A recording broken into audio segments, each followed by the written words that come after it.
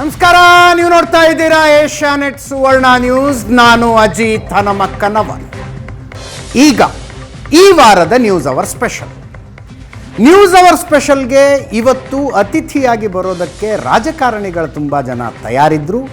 ಮಾತನಾಡುವುದಕ್ಕೆ ರಾಜಕಾರಣದ ವಿಷಯಗಳು ತುಂಬ ಇತ್ತು.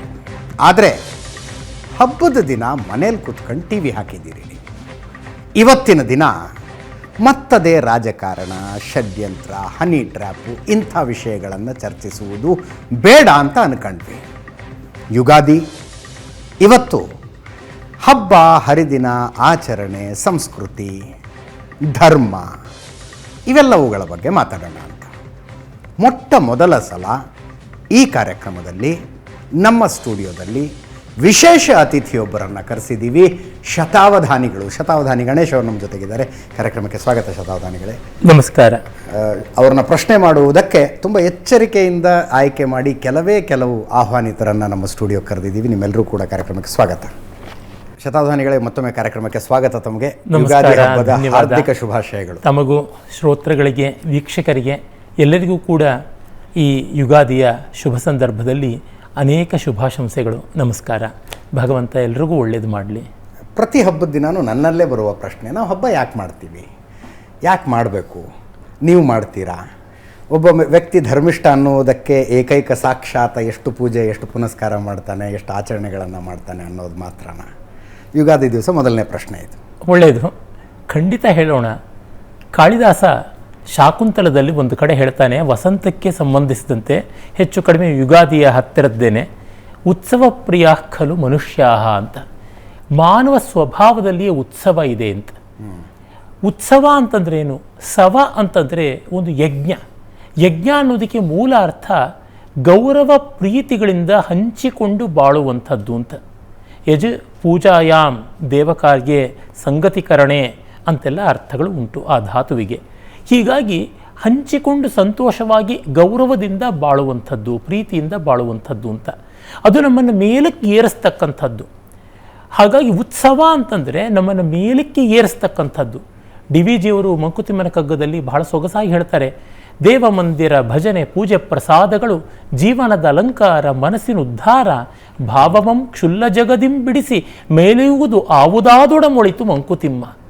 ಈ ದೇವಮಂದಿರ ಭಜನೆ ಪೂಜೆ ಪ್ರಸಾದಗಳು ಜೀವನದ ಅಲಂಕಾರ, ಮನಸ್ಸಿನ ಉದ್ಧಾರ, ಭಾವವನ್ನು ಅಲ್ಪತ್ವದಿಂದ ಕ್ಷುದ್ರತ್ವದಿಂದ ನಮ್ಮನ್ನು ಸ್ವಲ್ಪ ಹೊತ್ತಾದರೂ ಬಿಡಿಸಿ ಮೇಲೆ ಒಯ್ಯತಕ್ಕಂಥದ್ದು ತುಂಬ ಒಳ್ಳೆಯದು ಅಂತ.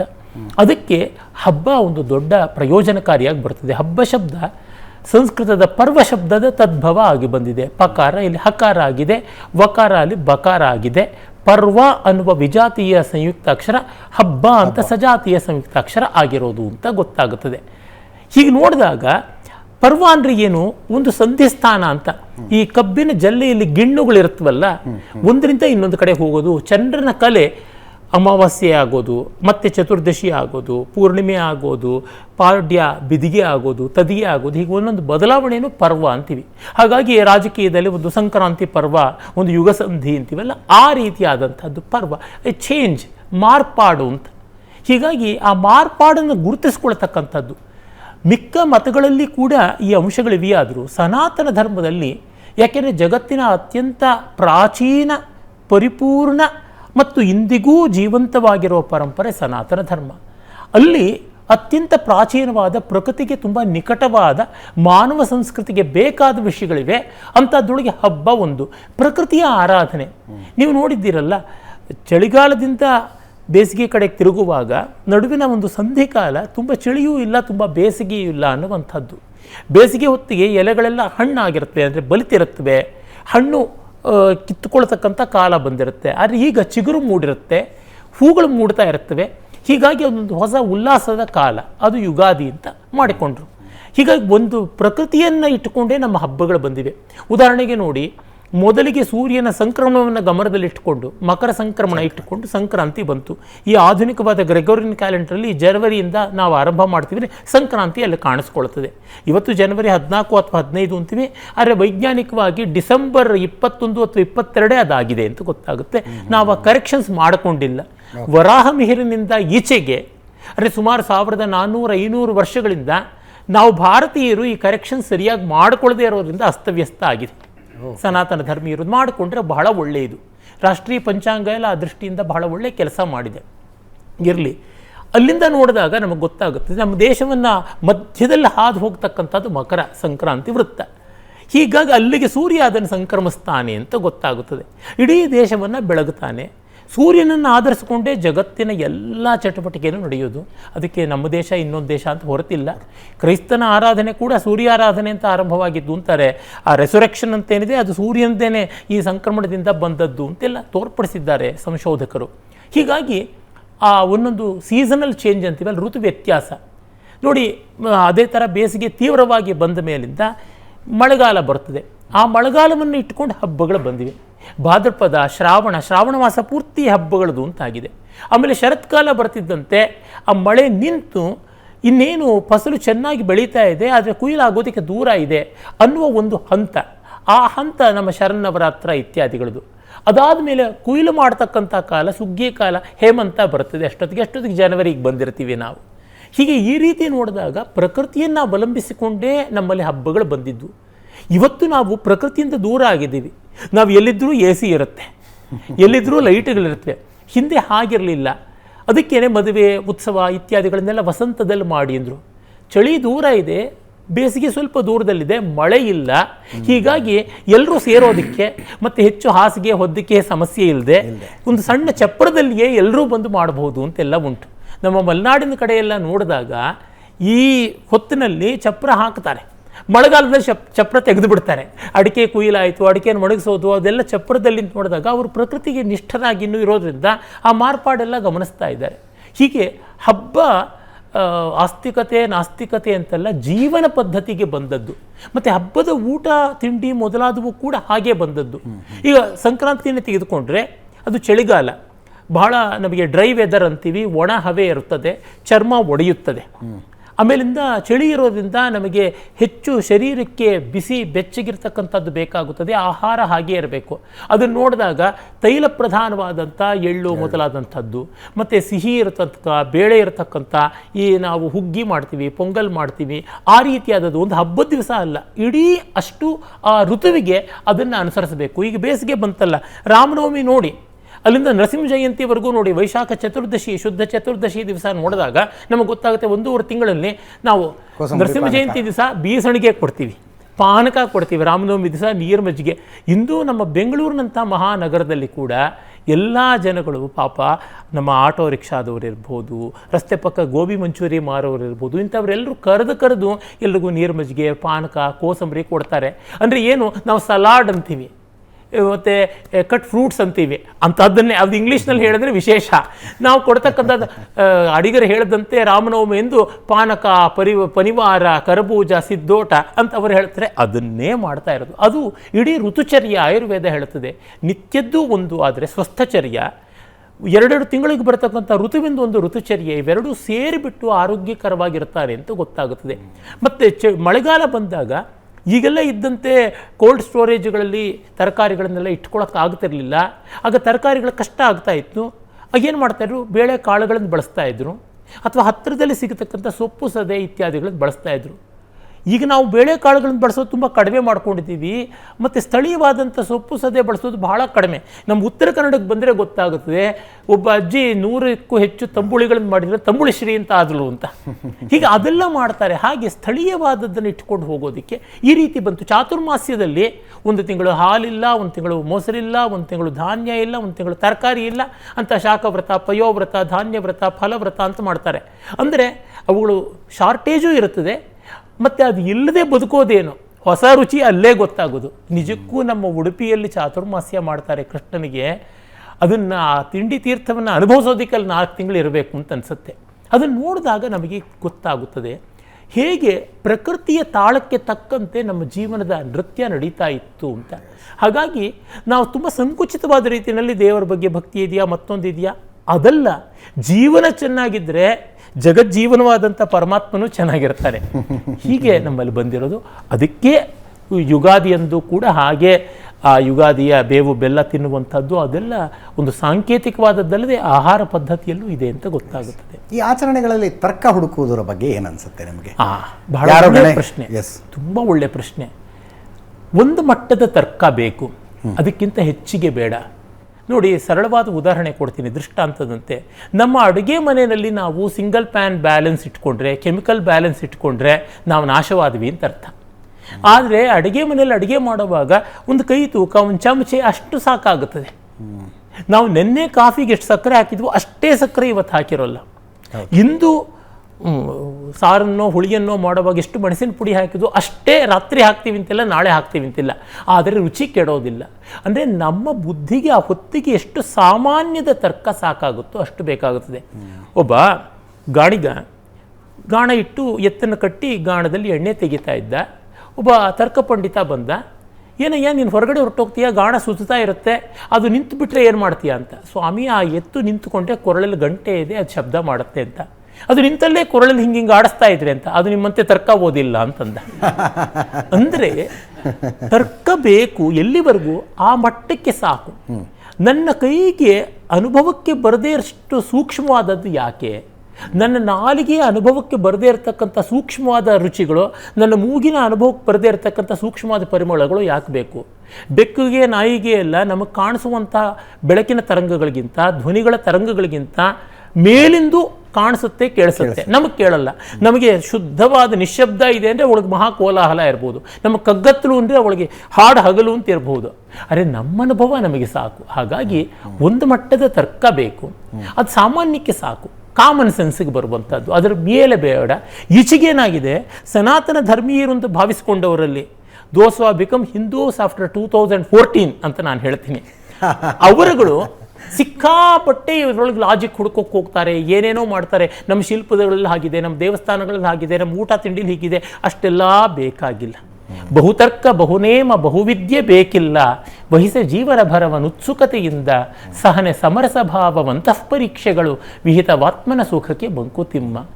ಒಂದು ಮಟ್ಟದ ಸರಳವಾದ ಜೀವನ ಪದ್ಧತಿ ಸಾಕು. ಅಷ್ಟು ನಮ್ಮ ಪ್ರಾಚೀನರಲ್ಲಿ ಇದೆ. ಅಲ್ಲಿ ಈ ಎರಡು ಎಕ್ಸ್ಟ್ರೀಮ್ಗಳಿದ್ದಾವೆ ಶತಾವಧಾನಿಗಳೇ. ಒಂದು ಎಲ್ಲದರಲ್ಲೂ ತರ್ಕವನ್ನು ಹುಡುಕಿ ನಮಗೆ ನಾವೇ ಸಮಾಧಾನವನ್ನು ಮಾಡಿಕೊಳ್ಳುವಂಥದ್ದು, ಇನ್ನೊಂದು ಎಲ್ಲದರಲ್ಲೂ ಮೂಢನಂಬಿಕೆಯನ್ನು ಹುಡುಕಿ ನಮಗೆ ನಾವೇ ಪ್ರಶ್ನೆ. ಇವರಿಬ್ಬರೂ ಬಾಳ್ತಾ ಇಲ್ಲ, ಅದಕ್ಕೆ ಮಾಡ್ತಾ ಇದ್ದಾರೆ.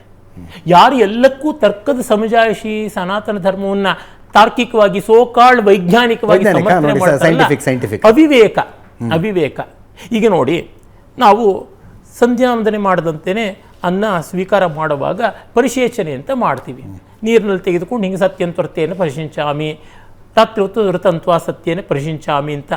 ಅದಕ್ಕೆ ಕೆಲವರು ಮಹಾನುಭಾವರು ವೈಜ್ಞಾನಿಕ ಕಾರಣ ಹೇಳಿದ್ದಾರೆ. ಏನಂದರೆ, ಅನ್ನಕ್ಕೆ ಇರುವೇ ಬರಬಾರ್ದು, ಅದಕ್ಕೋಸ್ಕರ ಸುತ್ತಲೂ ನೀರಿನ ಒಂದು ಕೋಟೆ ಕಟ್ತೀವಿ ಅಂತ. ಹಾಗಾದರೆ ಉಪನಯನ ಆಗದೆ ಇರೋರು ಮಾಡೋ ಹಾಗಿಲ್ಲ. ಮಿಕ್ಕವ್ರು ಎಲೆಗೆ ಹಾವು ಹಲ್ಲಿನೂ ಬಂದ್ಬಿಡ್ಬೋದಾ? ಹೆಣ್ಣು ಮಕ್ಕಳು ಪಾಪ ಮಾಡ್ತಾ ಇಲ್ಲ, ಅವ್ರು ಯಾರು ಬರ್ಬೋದಾ? ನಮ್ಮ ಅಕ್ಕ ನಮ್ಮ ತಂಗಿಗೂ ಎಲೆಗೂ ಬರ್ಬೋದಾ? ಆ ಥರದ್ದಲ್ಲವೇ ಅಲ್ಲ. ಅದರಲ್ಲಿರುವ ಪರಮಾರ್ಥ ಏನು? ನೀರಿನ ಪ್ರೋಕ್ಷಣೆ ಒಂದು ಸಂಕೇತ. ಆ ಮಂತ್ರದ ಸ್ವಾರಸ್ಯ ಏನು? ಸತ್ಯ ಅಸ್ತಿತ್ವ, ಋತ ಅದರ ಹಿಂದಿರುವ ನಿಯಾಮಕ ಶಕ್ತಿ, ಇವೆರಡನ್ನೂ ನಾನು ಸಮನ್ವಯ ಮಾಡ್ಕೋತೀನಿ. ಅನ್ನ ಅಸ್ತಿತ್ವ, ಅನ್ನ ಸ್ವೀಕಾರದಿಂದ ನನಗೆ ಬರತಕ್ಕಂಥ ಶಕ್ತಿ, ಅದರೊಳಗಿರ್ತಕ್ಕಂಥ ನಿಯಾಮಕ ವ್ಯವಸ್ಥೆ, ದಿ ಆರ್ಡರ್ ಬಿಹೈಂಡ್ ಎಕ್ಸಿಸ್ಟೆನ್ಸ್. ಸತ್ಯಂತ್ವರ್ತೇನ ಪರಿಶಿಂಚಾಮಿ, ಹಗಲು ಸತ್ಯ, ಅದರ ಸುತ್ತಲೂ ನಿಯಮ, ರಾತ್ರಿ ನಿಯಮ, ಅದರ ಸುತ್ತಲೂ ಸತ್ಯ ಅಂತ. ಹೀಗೆ ನಾನು ಋತಸತ್ಯಗಳಿಗೆ, ಅಸ್ತಿತ್ವ ಮತ್ತು ಅಸ್ತಿತ್ವದ ಒಳಗಿನ ವ್ಯವಸ್ಥೆ, ಅದಕ್ಕೆ ಬದ್ಧನಾಗಿದ್ದೀನಿ, ಅದನ್ನು ಗುರುತಿಸ್ತೀನಿ ಅಂತ. ಉದಾಹರಣೆಗೆ ನೀರು ನೋಡಿ, ಇದು ಅಸ್ತಿತ್ವ, H2O. ನೀರು ಕುಡಿದ್ರೆ ಬಾಯಾರಿಕೆ ಹಿಂಗುತ್ತೆ ಅನ್ನೋದು ನನಗೆ ಅನುಭವಕ್ಕೆ ಬರುವಂಥದ್ದು. ಈ ಒಂದು ಲೋಟ ನೀರನ್ನು ನಿರ್ಮಾಣ ಮಾಡೋದಕ್ಕೆ ಎಷ್ಟು ಮೋಡಗಳು ದುಡಿದಿವೆ, ಎಷ್ಟೆಲ್ಲ ಪರಿಸರದ ಕೆಲಸ ಇದೆ, ಎಷ್ಟೆಲ್ಲ ಗಾಳಿಗಳು ದುಡಿದಿದೆ, ಎಷ್ಟು ನದಿಗಳು ಹರಿದಿವೆ, ಅಣೆಕಟ್ಟುಗಳು ಕಟ್ಟಿದ್ದಾರೆ, ಅದಕ್ಕೆ ಕೂಲಿಗಳು ಕೆಲಸ ಮಾಡಿದ್ದಾರೆ, ಅದಕ್ಕೆ ಇಂಜಿನಿಯರ್ಗಳು ಕೆಲಸ ಮಾಡಿದ್ದಾರೆ, ಕಾಲುವೆಗಳು ಮತ್ತು ನಾಲೆಗಳು, ಪೈಪ್ಗಳು, ಆಮೇಲೆ ಸ್ಟೋರೇಜು, ಅಲ್ಲಿಂದ ನನಗೆ ಇದಕ್ಕೆ ಬಂದಿದೆ. ಈ ಗಾಜಿನ ಲೋಟ ಮಾಡೋದಕ್ಕೆ ಎಷ್ಟೋ ದೊಡ್ಡ ಸಂಸ್ಥೆಗಳು ಎಲ್ಲ ಕೆಲಸ ಮಾಡಿವೆ. ಹೀಗಾಗಿ ನಾನು ಒಂದು ಲೋಟ ನೀರಿಗೆ ಎಷ್ಟು ಋಣಿಯಾಗಿದ್ದೀನಿ ಜಗತ್ತಿಗೆ. ನಾವು ಒಂದೊಂದು ಬಾರಿ ಉಸಿರು ತಗೊಳ್ಳುವಾಗಲೂ ಜಗತ್ತಿಗೆ ನಾವು ಋಣಿಗಳಾಗಿದ್ದೀವಿ ಅನ್ನೋ ಭಾವ ಇದೆಯಲ್ಲ, ಅದು ಋತ ಪರಿಜ್ಞಾನ ಅಂತಂದು. ಇದು ಬಹಳ ಮುಖ್ಯವೇ ಹೊರತುನುವೆ ಇರುವೆ ಬರಬಾರ್ದು ಕತ್ತೆ ಬರಬಾರ್ದು ಅನ್ನುವಂಥದ್ದಲ್ಲ. ಅಂದರೆ ಅತ್ಲಾಗಿ ವಿಜ್ಞಾನಕ್ಕೂ ಅವಮಾನ ಮಾಡ್ತಾ ಇದ್ದಾರೆ, ಸನಾತನ ಧರ್ಮಕ್ಕೂ ಅವಮಾನ ಮಾಡ್ತಾ ಇದ್ದಾರೆ. ನಾನು ಮತ್ತೆ ಮತ್ತೆ ನನ್ನ ಬರವಣಿಗೆ ಭಾಷಣಗಳಲ್ಲಿ 45 ವರ್ಷಗಳಿಂದ ಇದನ್ನೇ ಹೇಳ್ಕೊಂಡು ಬಂದಿದ್ದೀನಿ. ತಪ್ಪು ಮಾಡ್ತಾ ಇದ್ದಾರೆ ಇಂಥದ್ದನ್ನು ಅಂತ. ಅದೇ ಸರ್ತಿ ಇದನ್ನು ಸಾರಸಗಟಾಗಿ ತಿರಸ್ಕಾರ ಮಾಡ್ತಿದ್ದಾರೆ, ಅವರು ಇನ್ನೂ ಅನ್ಯಾಯ ಮಾಡ್ತಾ ಇದ್ದಾರೆ. ಇವರು ಒಂದಷ್ಟು ಅನ್ಯಾಯ ಮಾಡಿದ್ರೆ ಅವರು ತೀರಾ ಅನ್ಯಾಯ ಮಾಡ್ತಾ ಇದ್ದಾರೆ. ಯಾಕೆಂದರೆ ಇವನು ಉಳಿಸಲೇಬಾರ್ದು ಅಂತ. ಇವರು ಪಾಪ ಏನೋ ವೈಜ್ಞಾನಿಕವೋ ಮತ್ತೊಂದು ತುಂಬ ಬಾಲಿಶವಾದ ಪೆದ್ದಾದ ಕಾರಣ ಕೊಟ್ಟರು ಇದನ್ನು ಉಳಿಸ್ತಾರೆ. ಅವರು ಇದನ್ನು ಅಳಿಸೋದಕ್ಕೆ ಹೊರಟಿದ್ದಾರೆ. ಇದು ಬಹಳ ಅಪಾಯಕಾರಿಯಾದದ್ದು. ಈ ಗ್ರಹಣದ ಸಂದರ್ಭದಲ್ಲಿ ನೋಡ್ತೀವಿ, ಗ್ರಹಣದ ಸಂದರ್ಭದಲ್ಲಿ ಮನೆಯಿಂದ ಹೊರಗೆ ಬರದೆ ಉಪವಾಸ ಇದ್ಕೊಂಡು ಗ್ರಹಣ ಮುಗಿದ ತಕ್ಷಣ ಮನೆಯಲ್ಲಿರೋ ನೀರನ್ನು ಚೆಲ್ಲುವಂಥವ್ರದ್ದು ಒಂದು ಗುಂಪಿದೆ. ಇನ್ನೊಂದು ಟೌನ್ ಹಾಲ್ ಮುಂದೆ ಕೂತ್ಕೊಂಡು ಊಟ ಮಾಡ್ತೀವಿ ಅಂತಾರೆ. ಅದು ಸರಿ. ಅಲ್ಲಿ ನೋಡಿ ಇದನ್ನೆಲ್ಲ ನಾವು ಕಾಣಬೇಕಾಗಿದ್ದು ಅಧ್ಯಾತ್ಮ ದೃಷ್ಟಿ. ಅಧ್ಯಾತ್ಮ ದೃಷ್ಟಿ ಅಂದರೆ ಕಣ್ಣು ಮುಚ್ಕೊಂಡು ಬಿಡೋದು, ನನಗೇನೋ ಜ್ಞಾನೋದಯ ಆಗ್ಬಿಡ್ತು, ನನಗೆ ಸಮಾಧಿ ಆಯಿತು, ಸುಡುಗಾಡಾಯಿತು ಅಂತಕ್ಕಂಥದ್ದಲ್ಲ. ಅಧ್ಯಾತ್ಮ ದೃಷ್ಟಿ ಅಂತಂದರೆ ತನ್ನಲ್ಲಿ ಎಲ್ಲವನ್ನೂ ಎಲ್ಲದರೊಳಗೆ ತನ್ನನ್ನೂ ಕಾಣ್ತಕ್ಕಂಥದ್ದು ಅಂತ. ಸರ್ವಭೂತಸ್ಥಮಾತ್ಮಾನಂ ಸರ್ವಭೂತಾನಿ ಚಾತ್ಮನಿ ಈಕ್ಷತೆ ಯೋಗಯುಕ್ತಾತ್ಮ ಸರ್ವತ್ರ ಸಮದರ್ಶನ ಅಂತ ಗೀತೆಯಲ್ಲಿ ಕೃಷ್ಣ ಹೇಳ್ದ. ಅದನ್ನೇ ಈಶಾವಾಸ್ಯ ಉಪನಿಷತ್ತಲ್ಲಿ ನೋಡ್ತೀವಿ. ಜಗತ್ತನ್ನು ಬೆಳಗುವಂಥ ಜಗದ್ದೀಪವಾದ ಜಗತ್ಸಾಕ್ಷಿ ಕರ್ಮಸಾಕ್ಷಿ ಆದ ಸೂರ್ಯನನ್ನು ಕತ್ತಲೆ ಕ್ಷಣಕಾಲವಾದರೂ ಆವರಿಸ್ತಲ್ಲ. ಸೂರ್ಯನ ಸಂಕಷ್ಟಕ್ಕೆ ನಾವು ಸ್ಪಂದಿಸಬೇಕು ಅನ್ನುವಂಥದ್ದು. ಸೂರ್ಯ ಕತ್ತಲಲ್ಲಿದ್ದಾಗ ನಾನು ಮಜಾ ಉಡಾಯಿಸಬಾರ್ದು ಅನ್ನುವ ಭಾವ. ಇದೆಷ್ಟು ಚೆನ್ನಾಗಿದೆ ನೋಡಿ. ನಮಗೆ ಆತ್ಮೀಯರು ಬೇಕಾದವರು ಏನೋ ಮಂಕಾಗಿದ್ದಾರಪ್ಪ, ಅವ್ರು ಮಂಕಾಗಿದ್ದಾಗ ಯಾಕೆ ಏನು ಎತ್ತ ಅಂತ ವಿಚಾರಿಸದೆ ಕಾಳಜಿ ಮಾಡಿದೆ ನಾವು ಹಬ್ಬ ಮಾಡಿ ನಾನು ಮೋಜು ಮೇಜವಾನಿ ಮಾಡ್ತಾ ಇದ್ದರೆ, ಈ ಭಾವ, ಈ ಆತ್ಮವಿಸ್ತರಣ ಭಾವ. ಜಗತ್ತಿನಲ್ಲಿ ಯಾವುದು ಜಡವಿಲ್ಲ, ಎಲ್ಲವೂ ಚೈತನ್ಯ, ಎಲ್ಲವೂ ಆನಂದಮಯ. ಕುವೆಂಪು ಹೇಳ್ತಾರಲ್ಲ, ಆನಂದಮಯ ಈ ಜಗ ಹೃದಯ ಏತಕ್ಕೆ ಭಯ ಮಾಡು, ಸೂರ್ಯೋದಯ ಚಂದ್ರೋದಯ ದೇವರ ದಯ ಕಾಣು. ಅವ್ರಿಗಿಂತ ವಿಚಾರವಾದಿ ಬೇಕಾ? ಅವರು ಸೂರ್ಯೋದಯ ಚಂದ್ರೋದಯ ದೇವರ ದಯ ಅಂತಂದರು. ಈ ಸೋಕಾಳ್ ವೈಚಾರಿಕರು ಏನಂತಾರೆ ಅದಕ್ಕೆ? ಹಾಗಾಗಿ ನನಗನ್ಸೋದು ಈ ಸಹಾನುಭೂತಿ ಬಹಳ ಮುಖ್ಯ. ಸೂರ್ಯನಲ್ಲಿ ಮತ್ತೊಂದರೊಳಗೂ ಅದನ್ನೇ ಮಾಡುವಂಥದ್ದು. ಹೀಗಾಗಿ ಆಚರಣೆಗಳ ಸಂಕೇತವನ್ನು ನಾವು ಗಮನಿಸಬೇಕು. ಪುತಿ ನರಸಿಂಹಾಚಾರ್ಯರು ದೊಡ್ಡ ಕನ್ನಡದ ಕವಿ, ಅವರು ಹೇಳ್ತಾರೆ, ನಮ್ಮ ಮನಸ್ಸನ್ನು ಮೇಲಕ್ಕೆತ್ತೋದಕ್ಕೆ ಕಲೆ, ತತ್ವ ಮತ್ತು ಈ ಆಚರಣೆಗಳು, ಈ ಸಂಪ್ರದಾಯ ಆಚರಣೆಗಳು ಒದಗಿ ಬರುತ್ತವೆ ಅಂತ. ಕಲೆ ತತ್ವ ನಮಗೆ ಗೊತ್ತಾಗುತ್ತೆ, ಆರ್ಟ್ ಆ್ಯಂಡ್ ಫಿಲಾಸಫಿ ಅಂತ. ಆದರೆ ಆಚರಣೆಗಳು ಹೇಗೆ ಅಂದರೆ ಅವರು ಹೇಳ್ತಾರೆ, ಉದಾಹರಣೆ ಕೊಟ್ಟು ಹೇಳ್ತಾರೆ, ನಿತ್ಯ ಪ್ರಯೋಜನದ ದೃಷ್ಟಿ ನಮಗೆ ಸದಾ ಇರುತ್ತದೆ. ಕೃಷ್ಣ ಭಗವದ್ಗೀತೆಯಲ್ಲಿ ಕೃಪಣ ಫಲಹೇತವಃ ಅಂದ. Mean are the people, cheap are the people who are always result oriented ಅಂತ. ಪ್ರೋಸೆಸ್, ಪ್ರಕ್ರಿಯೆ ಬಹಳ ಮುಖ್ಯ ಅಂತ. ಹೀಗಾಗಿ ಈಗ ನಾನು ಸಂಗೀತದ ಕೇಳಬೇಕು ಅಂತಂದರೆ ಒಂದು ಸಿ ಡಿನೋ ಯಾವುದು ಹಾಕ್ಕೊಂಡಿದ್ದೀನಿ ಅಂತಂದರೆ, ಅಥವಾ ಕ್ಯಾಸೆಟ್ ಹಾಕ್ಕೊಂಡಿದ್ದೀನಿ, ಫಾಸ್ಟ್ ಫಾರ್ವರ್ಡ್ ಮಾಡಿಬಿಟ್ಟು 1 ಗಂಟೆ ಸಂಗೀತವನ್ನು ನಾನು 4 ಗಂಟೆಯಲ್ಲಿ ಕೇಳಿಬಿಟ್ರೆ 2x 3x ಅಲ್ಲಿ ಕೇಳಿದ್ರೆ ಸಂಗೀತ ಕೇಳಿದ್ದ, ಆರ್ತನಾದ ಕೇಳಿದ್ದು. ಅದಕ್ಕೆ ಎಷ್ಟು ಕೊಡಬೇಕು ಸಮಯ ಅಷ್ಟೇ ಕೊಡಬೇಕು. ಇದು ಅನುಭವ. ಆ ಅನುಭವವನ್ನು ವಿ ಕ್ಯಾನ್ ನೀದರ್ ಆಕ್ಸೆಲರೇಟ್ ನಾರ್ ಡಿಸೆಲರೇಟ್. ವೇಗನೂ ಮಾಡೋಕ್ಕಾಗೋಲ್ಲ, ಅದನ್ನು ಕುಂಟಿಸೋಕ್ಕೂ ಆಗೋದಿಲ್ಲ. ಹಾಗಿರುವಾಗ ಇಲ್ಲಿ ನಾವು ಪುತಿನವ್ರು ಹೇಳುವಂಥದ್ದನ್ನು ನೋಡಿದಾಗ ಈ ಪ್ರಯೋಜನೈಕ ದೃಷ್ಟಿಯಿಂದ ನೋಡ್ತೀರ. ನೀವು ಪರಿಚಯ ಆದ ತಕ್ಷಣ ನಿಮ್ಮಿಂದ ನಾನೇನು ಲಾಭ ಮಾಡ್ಕೋಬೇಕು ಅಂತ, ಯಾವುದನ್ನು ನೋಡಿದ್ರೂ ತತ್ಕ್ಷಣ ಅದರಿಂದ ನಾವೇನು ಗಿಟ್ಟಿಸ್ಬೋದು ಅಂತ ನೋಡ್ತೀವಲ್ಲ, ಅದಲ್ಲ. ಅವ್ರು ಹೇಳ್ತಾರೆ, ಅಕ್ಕಿ ಬೇಯಿಸಿದ್ರೆ ಅನ್ನವಾಗುತ್ತದೆ, ಆದರೆ ಅದಕ್ಕೆ ಒಂದು ಹಿಡಿ ಅಕ್ಕಿಗೆ ಅರಿಶಿನ ಹಾಕಿದ್ರೆ ಅದನ್ನು ಅನ್ನ ಮಾಡೋಲ್ಲ, ಆದರೆ ಅಕ್ಷತೆ ಆಗುತ್ತದೆ. ಒಂದು ಚೊಂಬು ಬೆಳಗ್ಗೆ ಎದ್ದಾಗಲಿಂದ ಮೊದಲುಕೊಂಡು ಎಲ್ಲದಕ್ಕೂ ಪ್ರಯೋಜನ ಬರುತ್ತೆ. ಆದರೆ ಚೊಂಬಿನ ನಿತ್ಯ ಪ್ರಯೋಜನವನ್ನು ಒಂದು ಕ್ಷಣಕಾಲ ತಪ್ಪಿಸಿ ಅದರೊಳಗೆ ನೀರು ಹಾಕಿ 4 ವೀಳ್ಯದೆಲೆಯೋ ಮಾವಿನ ಸೊಪ್ಪೋ ಇಟ್ಟು ಒಂದು ತೆಂಗಿನಕಾಯಿನೋ ಫಲವನ್ನೋ ಇಟ್ಟು ಅರಿಶಿನ ಕುಂಕುಮ ಇಟ್ಟ ತಕ್ಷಣ ಅದು ಕಲಶ ಆಗುತ್ತದೆ. ಅಂದರೆ ಕಲೆಯಲ್ಲಿ ಅದೇ ಆಗೋದು. ನಾವು ಪ್ರಯೋಜನವನ್ನು ಸಸ್ಪೆಂಡ್ ಮಾಡ್ತೀವಿ, ಆ ಒಂದು ಮಟ್ಟಕ್ಕೆ ನಾವು ಬಿಡ್ತೀವಿ. ಇಲ್ಲದೇ ಇದ್ದರೆ ಸೂರ್ಯ ಹುಟ್ಟುತ್ತಾ ಇದ್ದಂತೆ ಈ ಸೂರ್ಯೋದಯವನ್ನು ನಾನು ಎಲ್ಲ ಟಿಕೆಟ್ ಕೊಟ್ಟು ನೋಡೋ ಥರ ಮಾಡಿದ್ರೆ ನಂಗೆ ದುಡ್ಡು ಬರುತ್ತಲ್ವಾ ಅಂತ ಅನಿಸ್ಬೋದು. ವಿಶ್ವೇಶ್ವರಯ್ಯನವರು ಮಹಾನುಭಾವರು ಜೋಗದ ಜಲಪಾತ ನೋಡಿ ವಾಟೇ ವೇಸ್ಟ್ ಅಂತಂದ್ರಂತೆ. ಅವರು ದೊಡ್ಡವರು, ಅದನ್ನು ಹೇಗೆ ವಿದ್ಯುತ್ತಾಗಿ ಮಾರ್ಪಡಿಸ್ಬೋದು ಅಂತಿತ್ತು. ಅವರು ನಿಸ್ವಾರ್ಥಿಗಳು, ನಿಸ್ಪೃಹರು. ಹಾಗೆ ನಾವು ಕೂಡ ವಾಟೇ ವೇಸ್ಟ್, ಸೂರ್ಯೋದಯ ಚಂದ್ರೋದಯ ಎಲ್ಲ ವೇಸ್ಟ್ ಅಂತ ಅಂದ್ಕೊಂಡಿದ್ರೆ, ಅಥವಾ ಹೇಗೆ ಎನ್ಕ್ಯಾಶ್ ಮಾಡ್ಕೊಳ್ಳೋದು ಅಂತಂದರೆ ಪ್ರಯೋಜನಕ್ಕೆ ಲಾಭಕ್ಕೆ ಬರದೇ ಇರೋರು ಯಾರು ಇರಬಾರ್ದು ಅಂತ ಆಗುತ್ತೆ. ಬೆಲೆಯಿಂದಕ್ಕುಮೆ ಕೃತಿ ಗಾವಿಲ ಭುವನದ ಭಾಗ್ಯದಿನಕ್ಕುಂ ಬೆಲೆಗೊಟ್ಟುತ್ತಾರ ಮಧುವಂ ಮಲಯಾನಿಲನಂ ಮನೋಜನಂ ಕೌಮುದಿಯಂ ಅಂತ ನಮ್ಮ ನೇಮಿಚಂದ್ರ ಹೇಳ್ತಾನಲ್ಲ. ಬೆಲೆ ಕೊಟ್ಟು ನಿನಗೆಲ್ಲ ಸಿಗುತ್ತಾ? ಈಗ ನನಗೆ ಬೆಳೆದಿಂಗಳು ಬೇಕು, ಕೊಡೋಕ್ಕಾಗುತ್ತಾ ನಿನಗೆ? ಇವತ್ತು ಚಂದ್ರೋದಯ ಮಾಡಿಸೋದಕ್ಕಾಗುತ್ತಾ?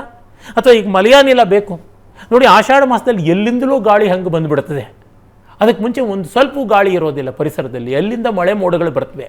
ಹೀಗೆ ಬೆಲೆಯಿಂದ ಎಲ್ಲ ಆಗೋಲ್ಲ, ದುಡ್ಡು ಕೊಟ್ಟು ಎಲ್ಲ ಕೊಂಡ್ಕೊಳ್ಳೋಕ್ಕಾಗೋಲ್ಲ ಅಂತಾನೆ. ಹಾಗೆ ಒಂದು ಕ್ಷಣ ನಾವು ಅದನ್ನು ಡೀಲಿಂಕ್ ಮಾಡಿಬಿಟ್ರೆ ಅದರ ಸ್ವಾರಸ್ಯ ಗೊತ್ತಾಗುತ್ತದೆ. ಅದನ್ನು ನಾವು ಕಾಣಬೇಕು. ವ್ಯಕ್ತಿಗಳನ್ನು, ಪರಿಸರವನ್ನು, ಪ್ರತಿಯೊಂದನ್ನು ಪ್ರಯೋಜನೀಕ ದೃಷ್ಟಿಯಿಂದ, ಯುಟಿಲಿಟೇರಿಯನ್ ಮೈಂಡ್ಸೆಟ್ಟಿಂದ ನೋಡೋದನ್ನು ಸಸ್ಪೆಂಡ್ ಮಾಡೋಕ್ಕೆ ಈ ಪೂಜೆ, ಪುನಸ್ಕಾರ, ಹಬ್ಬ, ಹರಿದಿನ, ಶಿವದಿನ ಇವೆಲ್ಲ ಕೂಡ ಇರತಕ್ಕಂಥದ್ದು ಅಂತ ಗೊತ್ತಾಗುತ್ತದೆ. ಆ ಮಾತ್ರದ ನಮ್ಮ ಅಂತರಂಗದ ಉನ್ನತೀಕರಣ ತುಂಬ ಬೇಕು. ಅದಿಲ್ಲದೆ ಇದ್ದರೆ ಬಹಳ ರೊಟೀನ್ ಅಂತ ಆಗಿಬಿಡ್ತದೆ, ಯಾತಯಾಮ ಆಗಿಬಿಡ್ತದೆ, ಗೋಯಿಂಗ್ ಟು ದಿ ಮಿಲ್ ಅಂತೀವಲ್ಲ ಹಾಗಾಗುತ್ತದೆ. ಅದಕ್ಕಾಗಿ ಇವೆಲ್ಲ ತುಂಬ ಬೇಕು. ಮತ್ತು ನಮ್ಮ ಪರಂಪರೆಯಲ್ಲೇ ಅವಕ್ಕೆಲ್ಲ ಗೀತ, ನೃತ್ಯ, ವಾದ್ಯ, ಚಿತ್ರ, ಶಿಲ್ಪ, ಕಲೆ ಎಲ್ಲ ಮಾಡಿದ್ದಾರೆ ನೋಡಿ. ಯುಗಾದಿ ಅಂತೀವಿ, ಇಡೀ ತಿಂಗಳಲ್ಲಿ ಸಂತೋಷದ ಹಬ್ಬ ಇರ್ತಾ ಇತ್ತು. ಕುಂದ ಚತುರ್ಥಿ 4ನೇ ದಿವಸಕ್ಕೇನೆ ಚತುರ್ಥಿ ದಿವಸ ಬರ್ತದೆ. ಮಲ್ಲಿಗೆ ಹೂವನ್ನು ತೋಟದಿಂದ ಬಿಡಿಸಿಕೊಂಡು ಬಂದು ಅಥವಾ ಅಂಗಡಿಯಿಂದ ಕೊಂಡುಕೊಂಡು ಬಂದು ದೇವರಿಗಿಟ್ಟು ಆತ್ಮೀಯರ ಜೊತೆ ಕೊಟ್ಟು ಹಂಚಿಕೊಳ್ತಕ್ಕಂಥದ್ದು ಹಬ್ಬ. ನವಾಮ್ರ ಖಾದನಿಕೋತ್ಸವ ಅಂತ ಅಷ್ಟಮಿ ದಿವಸ ಬರ್ತದೆ. ಮಾರ್ಕೆಟಿಗೆ ಬಂದ ಅಥವಾ ತೋಟದಲ್ಲಿರುವ ಹೊಸ ಮಾವಿನ ಹಣ್ಣನ್ನು ತೊಗೊಂಡು ಬಂದು ಹೆಚ್ಚಿ ದೇವರ ಮುಂದೆ ಇಟ್ಟು ಗೆಳೆಯರು ಆತ್ಮೀಯರ ಜೊತೆ ತಿನ್ನುವಂಥದ್ದು ಒಂದು ಹಬ್ಬ. ನದಿಯಲ್ಲಿ ಪ್ರವಾಹ ಬಂದಾಗ ಆ ಹೊಸ ನೀರನ್ನು ಮಡಿಕೆಗಳಲ್ಲಿ ತಂದು ಗಂಗೆಯನ್ನು ಪೂಜೆ ಮಾಡ್ತಕ್ಕಂಥದ್ದು ನವೋದಕ ಗ್ರಹಣೋತ್ಸವ. ಕದಂಬ ಪುಷ್ಪ ಮೊದಲ ಬಾರಿಗೆ ಮರದಲ್ಲಿ ಹೂ ಬಿಟ್ಟರೆ ಆ ಹೂಗಳನ್ನೆಲ್ಲ ಕದಂಬ ಪುಷ್ಪ ತೊಗೊಂಡು ಬಂದು ದೊಡ್ಡವರು 2 ಗ್ರೂಪ್ ಮಾಡಿಕೊಂಡು ಕದಂಬದ ಹೂಗಳಿಂದ ಒಬ್ಬರಿಗೊಬ್ಬರು ಹೊಡ್ಕೊಂಡು ಫೈಟ್ ಮಾಡ್ತಕ್ಕಂಥದ್ದು ಕದಂಬ ಯುದ್ಧ. ಈ ಥರದ್ದು ಎಷ್ಟೊಂದು ಪ್ರಾಚೀನ ಭಾರತದಲ್ಲಿ ಹಬ್ಬಗಳಿದ್ದವು ಅಂತ. ಮೂಲಶಾಲ್ಮಲಿ, ಯಕ್ಷರಾತ್ರಿ ಒಂದೇ 2 ನಾವು ಅದನ್ನೆಲ್ಲ ಕಳ್ಕೊಂಡು ಬಿಟ್ಟಿದ್ದೀವಿ ನೋಡಿ. ನಮ್ಮ ಈ ಹಬ್ಬಗಳ ಜೊತೆಗೆ ಎಷ್ಟು ಸೊಗಸಾದ ತತ್ವ ಇದೆ ಅಂದರೆ, ಇವತ್ತು ಹಸ್ಬೆಂಡ್ ಡೇ ಅಂತಾರೆ, ನಮ್ಮಲ್ಲಿದೆ. ಜ್ಯೇಷ್ಠ ಮಾಸದ ಪೂರ್ಣಿಮೆ ದಿವಸ ವಟಸಾವಿತ್ರಿ ವ್ರತ ಮಾಡ್ತೀವಿ. ವಟಸಾವಿತ್ರಿ ವ್ರತ ಗಂಡನನ್ನು ಬದುಕಿಸಿಕೊಂಡವಳ ವ್ರತ. ನಿಜವಾಗಿ ದಟ್ ಈಸ್ ವೈಫ್ ಡೇ ಅಂತ ನಾನಂತೆ. ಮತ್ತು ಶ್ರಾವಣ ಮಾಸದ ಆರಂಭಕ್ಕೇನೆ ಅಮಾವಾಸ್ಯೆ ಬರ್ತದೆ. ಅಂದರೆ ನಮಗೆ ಗೊತ್ತಿರುವಂತೆ ಆಷಾಢ ಮಾಸದ ಕೊನೆಯ ಅಮಾವಾಸ್ಯೆ ಭೀಮನ ಅಮಾವಾಸ್ಯೆ ಅಂತ ಕರಿತೀವಿ. ಭೀಮ ದ್ರೌಪದಿಯ ಮಾನ ಕಾಪಾಡಿದ್ದು ಕೀಚಕನ ಕೊಂದಿದ್ದ ದಿವಸ. ಹೆಂಡತಿಯ ಮಾನಕ್ಕಾಗಿ ಅಜ್ಞಾತವಾಸ ಹಾಳಾದರೂ ಪರವಾಗಿಲ್ಲ ಅಂತ ಅವನು ಕೀಚಕನ ಕೊಲ್ಲೋ ಮಟ್ಟಕ್ಕೆ ಮುಂದಾದನಲ್ಲ, ಅದು ನಿಜವಾದ ಹಸ್ಬೆಂಡ್ಸ್ ಡೇ. ಚಿಲ್ಡ್ರನ್ ಡೇ ಅಂತ ನಾವು ಯಾರ್ಯಾರ್ದು ಜನ್ಮದಿನೋತ್ಸವ ಮಾಡ್ತೀವಿ. ಕೃಷ್ಣ ಜನ್ಮಾಷ್ಟಮಿಗಿಂತ ಒಳ್ಳೆ ಚಿಲ್ಡ್ರನ್ಸ್ ಡೇ ಯಾವುದಿದೆ? ನಮ್ಮ ಜಗತ್ತಿನಲ್ಲಿ ಎಲ್ಲ ದೇವರುಗಳಿಗಿಂತ ಮಗುವಾಗಿ ರಂಜಿಸಿರ್ತಕ್ಕಂಥ ಆ ಪರಮಾತ್ಮ ಮಾತ್ರವೇ, ಇನ್ಯಾರೂ ಅಲ್ಲ. ಹೀಗೆ ನೋಡಿದ್ರೆ ಒಂದೊಂದು ಹಬ್ಬವೂ ಕೂಡ ನಾವು ಆಧುನಿಕರು ಯಾವುದೋ ದೇಶದಲ್ಲಿ ಯಾರೋ ಮಾಡಿದ್ರಂತೆ ಏನೋ. ವ್ಯಾಲೆಂಟೈನ್ಸ್ ಡೇ ಫೆಬ್ರವರಿ ಚಳಿನಲ್ಲಿ ನಮಗೆ ಯಾತಕ್ಕೆ ಬೇಕು? ವಸಂತೋತ್ಸವ, ಮದನೋತ್ಸವ ಮಾಡಿ, ಕಾಮನ ಹಬ್ಬನ ಮಾಡಿ. ನಾವು ಇಲ್ಲದ ಸಂಯಮ, ವಿಕ್ಟೋರಿಯನ್ ಏರಾದ ಮಡಿವಂತಿಕೆ ಬಿಟ್ಬಿಡಬೇಕು. ನಮ್ಮ ಪರಂಪರೆ ಚೆನ್ನಾಗಿ ಸೊಗಸಾಗಿ ಸಂತೋಷ ಪಡುವುದಿತ್ತು, ಮಜಾ ಮಾಡುವಂಥದ್ದು. ಆದರೆ ಧಾರ್ಮಿಕವಾಗಿ, ಧಾರ್ಮಿಕ ಅಂತಂದರೆ ಮಡಿ ಅಂತಲ್ಲ, ಮರ್ಯಾದೆ ಅಂತ ಅರ್ಥ. ಮರ್ಯಾದೆಯಿಂದ ಇದನ್ನು ಆಚರಿಸ್ತಕ್ಕಂಥದ್ದು ತುಂಬ ಇತ್ತು ಅಂತ ಗೊತ್ತಾಗುತ್ತದೆ. ಎಲ್ಲಿವರೆಗೆ ಅಂತಂದರೆ ಸೌಮ್ಯವಾದ ಕ್ರಾಂತಿಕಾರಿಯನ್ನೇ ನಾನು ನೋಡಿಲ್ಲ ಅವನು. ನಿಮ್ಮಷ್ಟು ಸೌಮ್ಯವಾದ ಕ್ರಾಂತಿಕಾರಿಯನ್ನೇ ನಾನು ನೋಡಿಲ್ಲ ಅಂತೆ. ಫಾಲ್ಗುಣ ಪೂರ್ಣಿಮೆಯೆಂದು ಕಾಮ ದಹನ, ಚೈತ್ರ ಮಾಸದ ಪೂರ್ಣಿಮೆಯೆಂದು ಕಾಮ ಸಂಜೀವನ. ಶಿವನ ನೇತ್ರಾಗ್ನಿಗೆ ಸಿಕ್ಕು ಬೂದಿಯಾದ ಮನ್ಮಥ ಶಿವಪಾರ್ವತಿಯರ ಅನುಗ್ರಹದಿಂದಲೇ ಮತ್ತೆ ಮೈದಳೀತಾನೆ ಅಂತ ಇಡೀ ಒಂದು ತಿಂಗಳು ಹಬ್ಬಗಳು ಮಾಡ್ತಾ ಇದ್ರು. ಈಗ ಕಾರ್ನಿವಲ್, ಫೆಸ್ಟಿವಲ್ ಅಂತೀವಿ. ಯಾವುದೋ ದೇಶದಲ್ಲಿ ಟೊಮೆಟೊನ ತುಳಿದಾಡಿಕೊಂಡಿದ್ದು ಜಗತ್ತಿಗೆಲ್ಲ ಬೇಕಾಯಿತು. ಸ್ಪೈನ್ನಲ್ಲಿ ಈ ಎಂಥದ್ದು ಕೆಸರಲ್ಲಾಟ. ನಮ್ಮ ಕಂಬಳ ಅದಕ್ಕಿಂತ ತುಂಬ ಥ್ರಿಲ್ಲಿಂಗ್ ಆಗಿ ಚೆನ್ನಾಗಿರುತ್ತದೆ. ಅಂತಂದರೆ ನಮ್ಮ ಪರಂಪರೆಯ ಈ ಸ್ವಾರಸ್ಯಗಳನ್ನು ನಾವು ಬಿಟ್ಟುಕೊಟ್ಟು ಅದನ್ನು ಎಷ್ಟು ರೀತಿಯಾಗಿ ಬಳಸ್ಬೋದು? ನೀವು ಟೂರಿಸಮ್ ಆಗಿ ಬೆಳೆಸ್ಬೋದು, ಕಲ್ಚರಲ್ ಟೂರಿಸಮ್ ಆಗಿ ಬೆಳೆಸ್ಬೋದು, ನ್ಯಾಷನಲ್ ಐಡೆಂಟಿಟಿ ಅಂತ ಮಾಡ್ಬೋದು, ಮತ್ತು ಟ್ರೆಡಿಷನ್ಸ್ನ ರಿವೈವಲ್ ಅಂತ ಮಾಡ್ಬೋದು, ಇಂಡಸ್ಟ್ರಿಯಸ್ನೆಸ್ ಅಂತ ಮಾಡ್ಬೋದು, ಎಂಪ್ಲಾಯ್ಮೆಂಟ್ ಕ್ರಿಯೇಷನ್ ಅಂತ ಮಾಡ್ಬೋದು. ಅಷ್ಟಕ್ಕೂ ಅವಕಾಶ ಇದೆ. ನಮ್ಮ ಹಬ್ಬಗಳು ಎಷ್ಟೆಷ್ಟು ರೀತಿ ಬಂದಿವೆ ಅಂದರೆ, ಗಣಪತಿ ಹಬ್ಬದ ದಿವಸ ಭಾದ್ರಪದ ಶುಕ್ಲ ಚತುರ್ಥಿ ದಿವಸ 21 ಪತ್ರೆಗಳಿಂದ ಪೂಜೆ ಮಾಡಬೇಕು. 21 ಪತ್ರೆಗಳಿಂದ ಪೂಜೆ ಮಾಡಬೇಕು ಅಂತಲಾದರೂ 21 ಪತ್ರೆಗಳ ವೆರೈಟಿ ಉಳಿಯುತ್ತೆ. ಕೆಲವರು ಹೇಳ್ಬೋದು ಮಾವಿನ ಸೊಪ್ಪು ಅಂತ ಎಲ್ಲ ಬೋಳು ಮಾಡಿಬಿಡ್ತಾರೆ ಅಂತ. ನೀವು ಮಾವಿನ ಸೊಪ್ಪು ಕಟ್ತಾ ಇದ್ದರೆ ಮಾವಿನ ಗಿಡವನ್ನೇ ಕತ್ತರಿಸ್ಬಿಡ್ತಾರೆ, ಅಲ್ಲಿ ಸೈಟ್ಗಳು ಮಾಡ್ಕೊಂಡು ಬಿಡ್ತಾರೆ ಅಷ್ಟೇ. ಈ ದೃಷ್ಟಿಯಿಂದ ನೋಡಿದ್ರೆ ನಮ್ಮ ಪರಂಪರೆ ಪ್ರಕೃತಿಗೆ ನಿಷ್ಠವಾಗಿ ಪ್ರತಿಯೊಂದು ವೈವಿಧ್ಯವನ್ನು ಬೆಳೆಸಿದೆ. ಇವತ್ತು ಮಾತೆತ್ತಿದ್ರೆ ಸೋಕಾಲ್ಡ್ ಲೆಫ್ಟ್ ಹೇಳುವುದು ಬಹುಸಂಸ್ಕೃತಿ ಅಂತ. ಬಹುಸಂಸ್ಕೃತಿಯನ್ನು ನಿಜವಾದ ಅರ್ಥದಲ್ಲಿ ಬಳಸಿರೋದು ಸನಾತನ ಧರ್ಮವೇ, ಮತ್ತಿನ್ಯಾವುದೂ ಅಲ್ಲ. ಅದರೊಳಗೆ ಇದೆಲ್ಲ ಬಂದಿದೆ. ಒಂದು ವರಮಹಾಲಕ್ಷ್ಮಿ ಹಬ್ಬ ಮಾಡ್ತಾರೆ ಶ್ರಾವಣ ಪೂರ್ಣಿಮೆಯ ಮುನ್ನ ಬರತಕ್ಕಂಥ ಶುಕ್ರವಾರದಲ್ಲಿ. ಅವತ್ತು 16 ಬಗೆಯ ನೈವೇದ್ಯಗಳನ್ನು ಮಾಡಬೇಕು ಅಂತ ಆ ರೆಸಿಪೀಸ್ ಉಳಿಯುತ್ತೆ. ಒಮ್ಮೆ ನಾನು ಕೃಷ್ಣ ಜನ್ಮಾಷ್ಟಮಿ ದಿವಸ ಒಬ್ಬರು ನನ್ನ ಗುಜರಾತಿ ಸ್ನೇಹಿತರ ಮನೆಗೆ ಹೋಗಿದ್ದೆ. ಪ್ರಸಾದ ಕೊಟ್ಟರು, ತುಂಬ ರುಚಿಯಾಗಿತ್ತು.